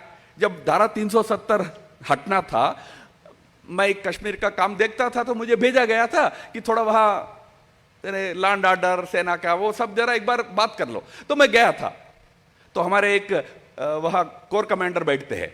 कोर कमांडर साहब से मैं पूछा, एक सरदार जी थे, उनसे पूछा, साहब बड़ा निर्णय होने वाला है, फिर बहुत आंदोलन होगा, लोग शायद हो सकता है कि आतंक वगैरह होगा, तो क्या आगे बढ़े? तो उन्होंने कहा साहब आपको क्या करना वो आप करो, यहां इन लोगों को कैसे ठीक रखना है हम जानते हो, हमारे ऊपर छोड़ो ना, इसके ठिकाने लगाएंगे हम, कोई उल्टा सीधा करेगा ना उसका चिंता हम करेंगे, आप उसकी चिंता मत करो, आप कानून में जो सही है वो करो। तो हमने किया, तो बाकी वहां संभालने के लिए हमारे सुरक्षा व्यवस्था थी, वो संभाली है, आज भी वो संभालेंगे। पर हमको क्या सोचना है, हमको ये नहीं सोचना कि मुझे जाके वहां आतंकी को खत्म करना है, वो अपना काम नहीं है, कर भी नहीं सकते हो।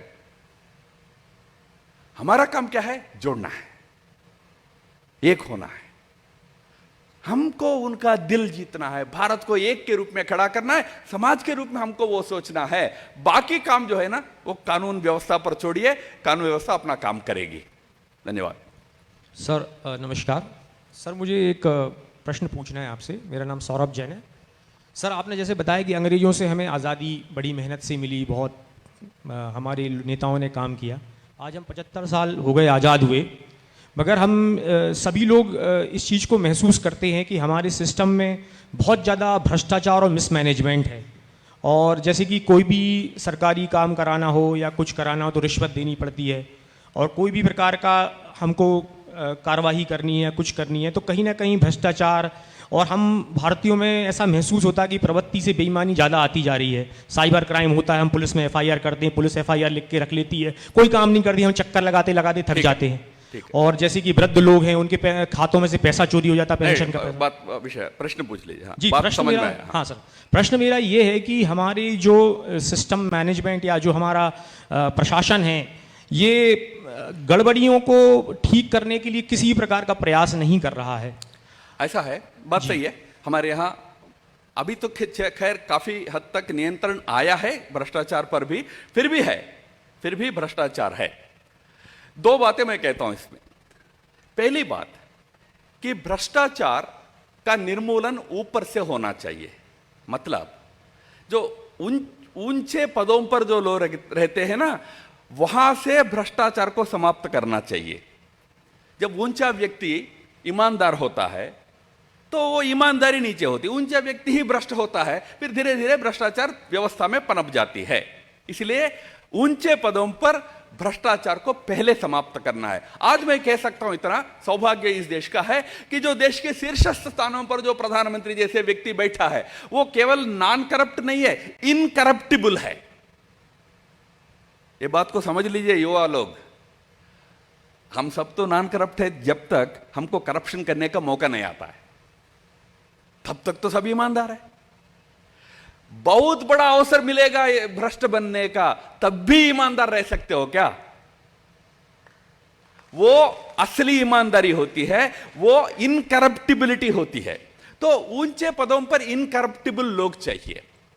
बट ये एक ही भाग है इसका दूसरा भाग है, नीति को नीचे से निर्माण भी करना चाहिए। अभी हमारे मुख्य अतिथि ने एक बहुत अच्छी बात कही ना कि हमारे शिक्षा में हमको नैतिक जीवन जीना है, इसका पढ़ाया जाता है क्या? हमको इंजीनियरिंग पढ़ाया जाता है, मैथमेटिक्स पढ़ाया जाता है, फिजिक्स आता है, केमिस्ट्री आता है, बट नैतिक जीवन कैसे जीना ये पढ़ाया जाता है क्या? नहीं पढ़ाया जाता है। इसलिए भ्रष्टाचार को ऊपर से समाप्त करो, पर नीति को नीचे से निर्माण भी करो। अजय तिवारी जी बैठे हैं, नीचे से निर्माण करना है, यूनिवर्सिटी लेवल पे शिक्षा में लाना है, उसको हमारे जीवन व्यवहार में आना है। अब यहां जितने युवा बैठे हैं, इन सबसे मैं कहता हूं संकल्प लेना है जीवन में, बट संकल्प लेना आसान है। वैसे तो कॉलेज में डिबेट्स होते हैं, डिबेट्स में तो आप लोग तो बहादुरी से कहते हैं नहीं मैं तो दहेज तो लूंगा ही नहीं। ऐसे बहुत सारे बच्चे मुझे मालूम है। जब शादी में जाता हूं तो बाहर एक नया गाड़ी खड़ा रहता है, आजकल तो लेटेस्ट मॉडल होता है। मैं पूछता हूं यार तुमने तो कहा दहेज नहीं लेता हूं। सर मैं तो आज भी दृढ़ हूं दहेज नहीं लेना है, मेरे मां बाप नहीं मान रहे। ये मां बाप ने ले लिया है। आपको मां बाप का बहाना बन जाएगा, कोई और बहाना मिल जाएगा क्या? दृढ़ता के साथ तय कर सकते हैं क्या? जो व्यवस्था बोलते हैं ना, व्यवस्था कुछ नहीं, हम ही है व्यवस्था। हम जो लोग यहां बैठे हैं ना, हम ही व्यवस्था बनते हैं ना। क्या हम ईमानदारी से जी सकते हैं क्या? वो संकल्प लेकर कर सकते हैं क्या? सोचना चाहिए। इस देश में है, मैं ऐसे अनेक लोगों को जानता हूं, प्रामाणिकता में वो किसी भी स्तर में किसी के सामने झुकेंगे नहीं, प्रामाणिकता में वो स्पष्ट है। हाँ, क्या होता है, मेरे को एक ऑफिसर मालूम था, वो हमेशा कहता था मैं केवल 2 सूटकेस का ही सामान रखा हूं, उनके पास 2 सूटकेस का ही सामान है। क्यों? वो ईमानदार रहता था, हर दूसरे महीने तबादला हो जाता था। उनको 12 साल में 50 ट्रांसफर्स हुए हैं, 12 साल में। आप तैयार है क्या 50 ट्रांसफर्स के लिए? प्रश्न वो है। तो इसलिए हमको नैतिकता का एक दृढ़ संकल्प भी लेना पड़ेगा। इसलिए व्यवस्था को कोसना, नेताओं का कोसने से काम नहीं चलेगा। वो ठीक होना है, ऊपर ठीक होना है, नीचे नीति का सप्लाई कहां है? वो सप्लाई भी चाहिए, उसमें शिक्षा, परिवार। हमको तो आजकल टाइम नहीं है, यहां जो परिवार हमारे बड़े लोग हैं उनको टाइम नहीं है, दिन में ऑफिस है, घर जाते ही नेटफ्लिक्स है, भोजन भी टीवी के सामने होता है। तो बच्चों को पढ़ाओगे कब, अच्छा सिखाओगे कब? तो ये सब सोचना है। नैतिकता को नीचे से निर्माण करना है। आरएसएस जैसे संगठन वही काम करते हैं, अच्छे लोगों को नीचे बनाना पड़ता है, वो जाकर फिर अच्छा संभालेगा। ऐसे लोग हम सबको बनना है। Thank you.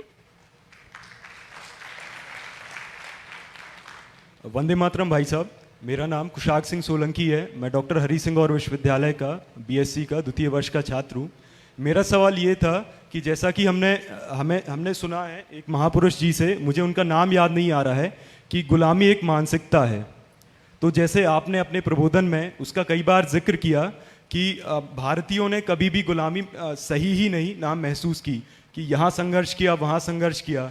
जब भारतीयों ने हमेशा संघर्ष ही किया तो फिर हम ये आज़ादी का अमृत महोत्सव 75 वर्ष, इसको क्यों हम मना रहे हैं? अरे इसलिए क्योंकि ये एक उस संघर्ष से मुक्ति वाला भारत को बनाने का संकल्प 75 साल पहले 75 साल पहले हमने लिया था। मैंने इसलिए कहा, डॉक्टर अंबेडकर जी का एक भाषण है, आप सब लोगों को पढ़ना चाहिए। जब संविधान बन गया था, संविधान का ड्राफ्ट उन्होंने संविधान सभा में दिया, तो उसके बाद उन्होंने भाषण दिया, उसमें उन्होंने 3 वार्निंग्स दिया। इस भाषण का इसलिए वो भाषण पॉपुलर है, 3 वार्निंग्स स्पीच। उसमें वो कहते हैं, देखो भाई, अब हमको जो व्यवस्था बनाना है उसका उद्देश्य सच में इस देश के लोगों को आजादी महसूस होना है, ऐसी व्यवस्था बनाना है। इसलिए उन्होंने कहा, पहला शर्त यह है कि अभी तक आजादी के आंदोलन में हम नेता के पीछे जाने का समाज बना रहा है, नेता का जय जयकार करते रहे हैं। अब हमको एक संविधान के रास्ते पर चलने वाला समाज बनना चाहिए। मतलब क्या है, आपको अच्छा नहीं लगा तो आपका स्टूडेंट लीडर कहेगा कि आज हम चक्का जाम कर देंगे, सड़क पे जाके चक्का जाम कर दोगे, या कॉलेज को चलने नहीं देंगे, बंद कर देंगे, बंद हो जाएगा। 2-4 पत्थर फेंकेंगे कारों पर, बसों पर, पत्थर फेंक दोगे। अंबेडकर ने कहा यह अब छोड़ना है। इसी में से हिंदू मुस्लिम झगड़ा भी होता है ना। आप आजकल एक नया यूनिवर्सिटी है जिसका नाम है व्हाट्सएप यूनिवर्सिटी। ये व्हाट्सएप यूनिवर्सिटी में बहुत प्रबुद्धता मिलती है, वो असल में मूर्खता है। उसमें पढ़ते हो कि फलाना जगह फलाना हो गई, तो यहां डंडा लेकर निकलते हो, झगड़ा करते हो। ये सभी में अंबेडकर ने पहली बात कही कि ये सभी में हमको संविधान के अनुरूप चलना है, तब जाकर आपका आजादी का अर्थ, आजादी की भावना आपको मिलेगी। संविधान के अनुरूप चलना चाहिए। दूसरी बात उन्होंने कहा, संविधान के अनुरूप चलने का अर्थ यह नहीं है कि सब कुछ नेताओं के ऊपर छोड़ दो। उन्होंने कहा लोकतंत्र का अर्थ भी समझना है। लोकतंत्र का अर्थ क्या है? By the people, of the people, for the people. हम केवल फॉर द पीपल का सोचते हैं, मुझे क्या मिलेगा सरकार से, इतना ही सोचते हैं। पर क्या सरकार ठीक चलने में मेरा भी योगदान होगा? बाय द पीपल होगा? नहीं होगा। ऑफ द पीपल होगा? नहीं होगा। या आप पढ़ाई के बाद सरकार की तरफ देखेंगे, मुझे कोई नौकरी दे दो भैया, तो एडवर्टाइजमेंट निकालेगा सरकार, तो नौकरी ले लेंगे, बैठे रहेंगे, मैंने जो कहा वो साइकिल करेंगे, पैदा होना, पैदा करना, मर जाना। या आप में से कितने लोग सरकार की व्यवस्था ठीक चले इसके लिए मैं एक एनजीओ शुरू करता हूं, 2 मित्र मिलकर एक एनजीओ शुरू करेंगे, और वो एनजीओ गिरिजनों में काम करेगा, हरिजनों में काम करेगा, पिछड़े वर्गों में काम करेगा, गांवों में काम करेगा, सरकारी तंत्र के काम ठीक ठाक चले उसका प्रयास करेगा। ऐसा करना चाहिए। आप में से कुछ लोग ऐसे तैयार होना चाहिए कि नए टेक्नोलॉजी को लेकर नए नौकरियां निर्माण करने का काम करना चाहिए। अभी मैं रीवा से आ रहा था तो रास्ते में हम चाय पीने के लिए एक रेस्टोरेंट में रुके थे। जाहिद नाम का व्यक्ति के रेस्टोरेंट था। ये जाहिद जो है एमटेक पढ़ा है। एमटेक पढ़ने के बाद रीवा में एक सीमेंट कंपनी में मैनेजर के रूप में 20 साल काम किया। उनके मन में भावना आई तो मैं तो अच्छा कमा रहा हूं, मैं तो इंजीनियर हूं, अच्छा कमा रहा हूं, पर मेरे कमाई से फायदा क्या हो रहा है, मैं तो पैसे बना रहा हूं। तो उन्होंने तय किया अब यह नहीं करना है, नौकरी छोड़ा तो आप में से किसी को मिल जाएगा ना। वो छोड़ दिया, आके अपने गांव में एक रेस्टोरेंट खोला, 20 लोगों को नौकरी दिया। एक जॉब सीकर जॉब प्रोवाइडर बन गया। हम ऐसा सोच सकते हैं क्या 5 साल हम प्रयास करेंगे जॉब प्रोवाइडर बनेंगे? इस प्रकार सोचना है। इसलिए अंबेडकर जी ने कहा केवल सरकार से लेना इतना ही नहीं सोचना, समाज को देना, for the people by the people भी होना चाहिए, ऐसा सोचना है। यह आजादी होती है, उस दिशा में जाना है। जा रहे हैं हम, कुछ मात्रा में जा रहे हैं, कुछ मात्रा में गड़बड़ भी कर रहे हैं। क्या है, बहुत बुद्धिमान लोग हैं हम, इंडियंस बहुत इंटेलिजेंट है, तो हर चीज का तर्क निकालेंगे। ऐसा करे तो ऐसा, वैसा करे तो ऐसा, आप तर्क करोगे, हर चीज का एक रास्ता निकालोगे। इसलिए अमर्त्य सेन ने कहा ना आर्गुमेंटेटिव इंडियन है।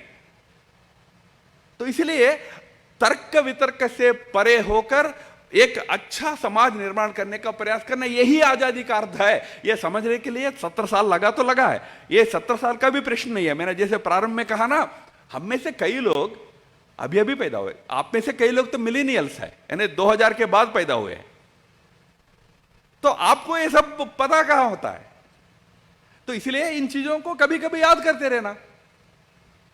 तो इस उद्देश्य से ये सारी चीजों का हमको याद करके सोचने का प्रयास करना चाहिए। एक आखिरी प्रश्न ले लेंगे बस, और पीछे देंगे। हाँ, आखिरी। आदरणीय, मेरा प्रणाम आपको। मेरा नाम अजय गिरी गोस्वामी है, मैं सागर विश्वविद्यालय का स्टूडेंट हूँ। सर, मेरा क्वेश्चन है कि आज के परिवेश में हम इंग्लिश बोलते हैं, एक्चुअली सर इंग्लिश, हिंदी और इंग्लिश को मिक्स करके। सर, हम एक संतुलित विकास के लिए सर हम हिंदी और इंग्लिश के बीच में सर सामंजस्य कैसे स्थापित कर सकते हैं सर? जैसे हमें ये भी ना लगे कि ये हम पे थोपी गई है, हमें उसको बोलने में गिल्ट फील ना हो। जैसे कि सर अगर हम वार्तालाप करें और अगर हम जेन्युइनली ये पूछें कि नमस्कार आप कैसे हैं, तो ये इसमें आत्मीयता का भाव आता है। लेकिन हम पूछे हाय डूड हाउ आर यू, तो मतलब सर एक अजीब सा लगता है थोड़ा सर। तो मेरे कहने का तात्पर्य ये है सर कि इसमें सर एक बहुत ही व्यवस्थित और संतुलित सर कैसे स्थापित, सर सामंजस्य कैसे स्थापित कर सकते? Thank you. नहीं, बहुत बहुत महत्वपूर्ण विषय है और बहुत बड़ी बात है ये। बड़ी बात है ना, इसका बहुत व्यापक सोच होने की आवश्यकता थी। अच्छा होता आजादी के समय ही इस पर चर्चा होकर हम एक राष्ट्रीय भाषा को बना सकते तो अच्छा होता, आज ये प्रश्न उठता ही नहीं था। असल में हुआ क्या है, भारत बहुभाषाओं का देश है। भारत में क्या है, 18 अधिकृत भाषा है, सरकार से अधिकृत रिकॉग्नाइज्ड लैंग्वेजेस है। हम 18 के 18 को नेशनल लैंग्वेज घोषित किया है। भारत में एक नेशनल लैंग्वेज नहीं है, 18 नेशनल लैंग्वेजेस है। इसलिए ये 18 लैंग्वेजेस होने के कारण एक लिंक लैंग्वेज की जरूरत होती है। तो हमने एक लिंक लैंग्वेज डेवलप नहीं किया, उसके कारण अंग्रेजी का प्रयोग हम करते हैं अदालतों में या सरकारी सेंट्रल गवर्नमेंट के एडमिनिस्ट्रेशन वगैरह में अंग्रेजी का प्रयोग करते हैं। अच्छा होता कि हमने आजादी के समय ही एक ऐसी भाषा का डेवलपमेंट करते जो एक लिंक लैंग्वेज भी पूरा देश के लिए बन जाते, तो अच्छा होता। वो हुआ नहीं। अब उस पर जानना वो बहुत बड़ा बहस है। पर भारत का एक विशेषता है, हम किसी भी भाषा का लेते हैं तो उसमें हम प्रकांड पांडित्य हम अपने आप में बना सकते हैं। हमारे यहाँ एक राइट ऑनरेबल श्रीनिवास शास्त्री करके बहुत बड़े विद्वान होते थे, वो स्वतंत्रता सेनानी भी थे, तमिलनाडु के थे, राइट ऑनरेबल श्रीनिवास शास्त्री। एक बार लंदन गए, सेकेंड वर्ल्ड वॉर का समय था।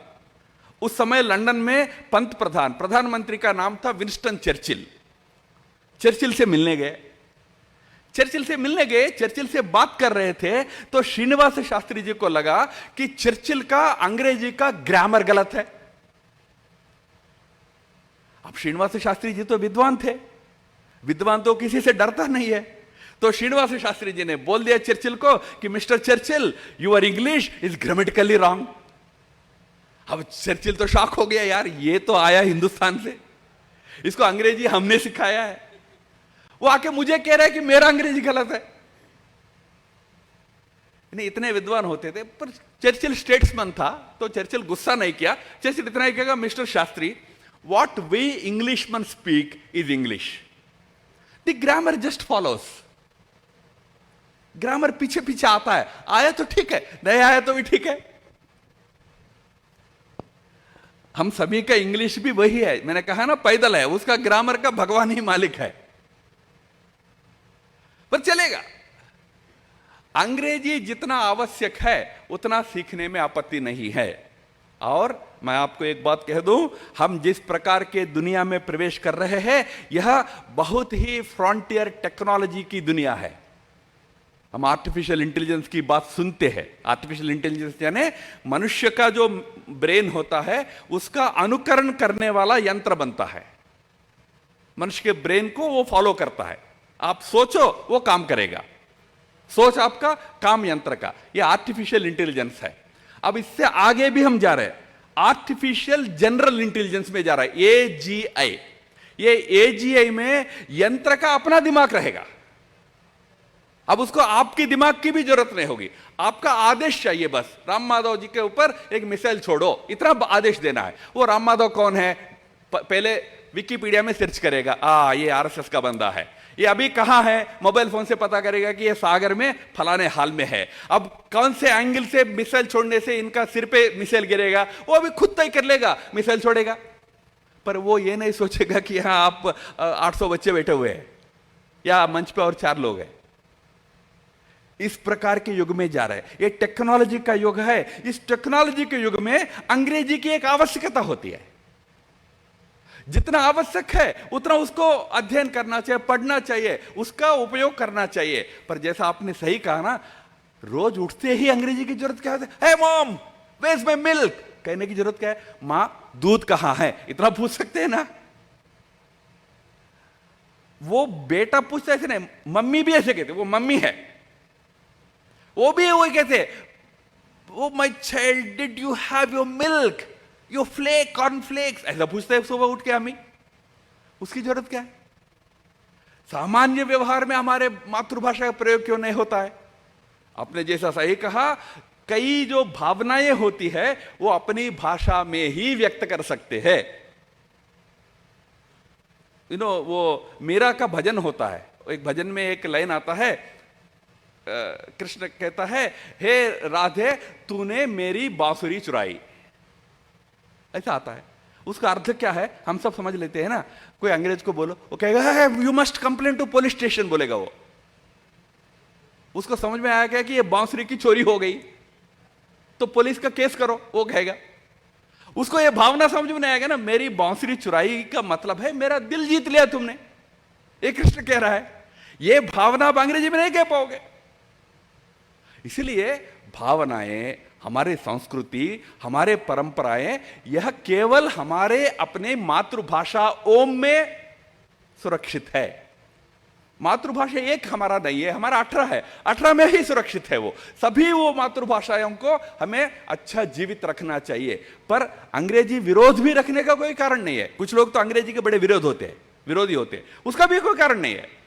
जिसको आवश्यक है वो सीख लेना ना। अब ये माइक्रोबायोलॉजी या पढ़ना है, वो केवल हिंदी से होगा नहीं उनका काम।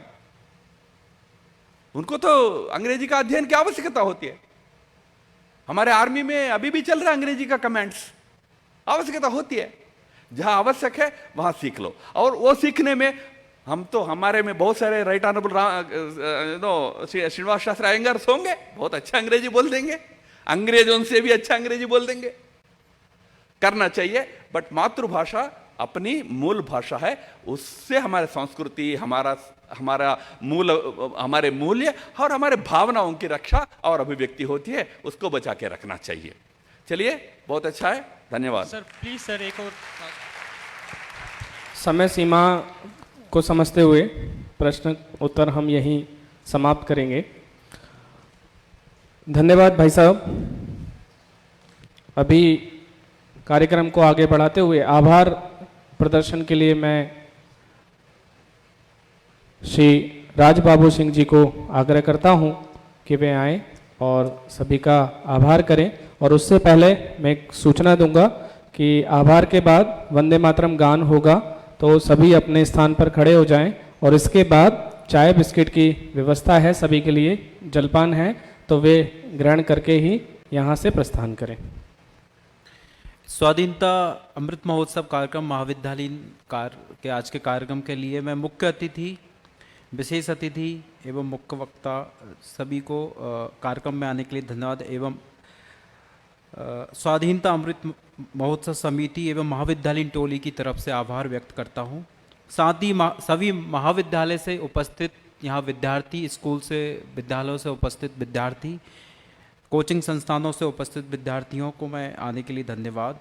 साथ ही इस जो पद्माकर हॉल है उसको उपलब्ध कराने के लिए नगर निगम सागर को मैं धन्यवाद देता हूँ। भविष्य में भी ऐसे उपलब्ध कराने के लिए ऐसी आशा करता हूँ।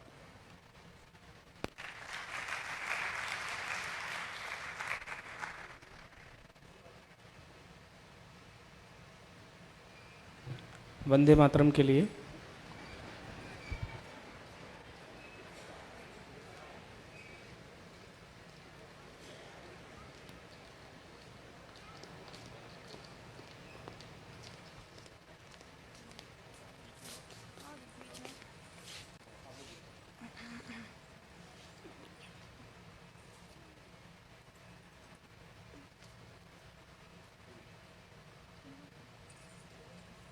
राष्ट्रगीत। वंदे मातरम, वंदे मातरम, सुजलाम सुफलाम मलयज शीतलाम, शस्य श्यामलाम मातरम, वंदे मातरम, शुभ्र ज्योत्स्ना पुलकित यामिनी, फुल्ल कुसुमिता द्रुमदल शोभनी, सुहासिनी सुमधुर भाषिणी, सुखदां वरदां मातरं, वन्दे मातरं, कोटि कोटि कंठ कल कल निनाद कराले, कोटि कोटि भुजई धृत खर करवाले, अबला किनु माय तो बोले, बहुबल धरणीं नमामि तरणीं, रिपुदल वरणीं मातरं, वन्दे मातरं। तुमि विद्या तुमि धर्मा, तुम हृदय तुमि मर्मा, तुम ही प्राणाः शरीरे, बहुते तुमि मा शक्ति, हृदये तुमि मा भक्ति, तोमरै प्रतिमा गणि मंदिरे मंदिरे, वन्दे मातरं। तुम ही दुर्गा दश प्रहरण धारिणी, कमलां कमल दल विहारिणी, वाणी विद्यादायिनी, नमामि त्वां नमामि कमलां, अमलां अतुलां, सुजलां सुफलां मातरं, वन्दे मातरं। श्यामलां सरलां सुष्मितां भूषितां, धरणी भरणी मातरं, वन्दे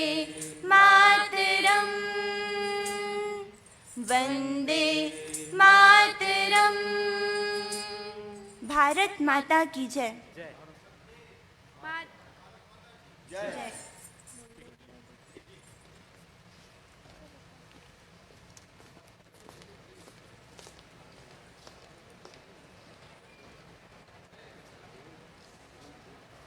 Yes,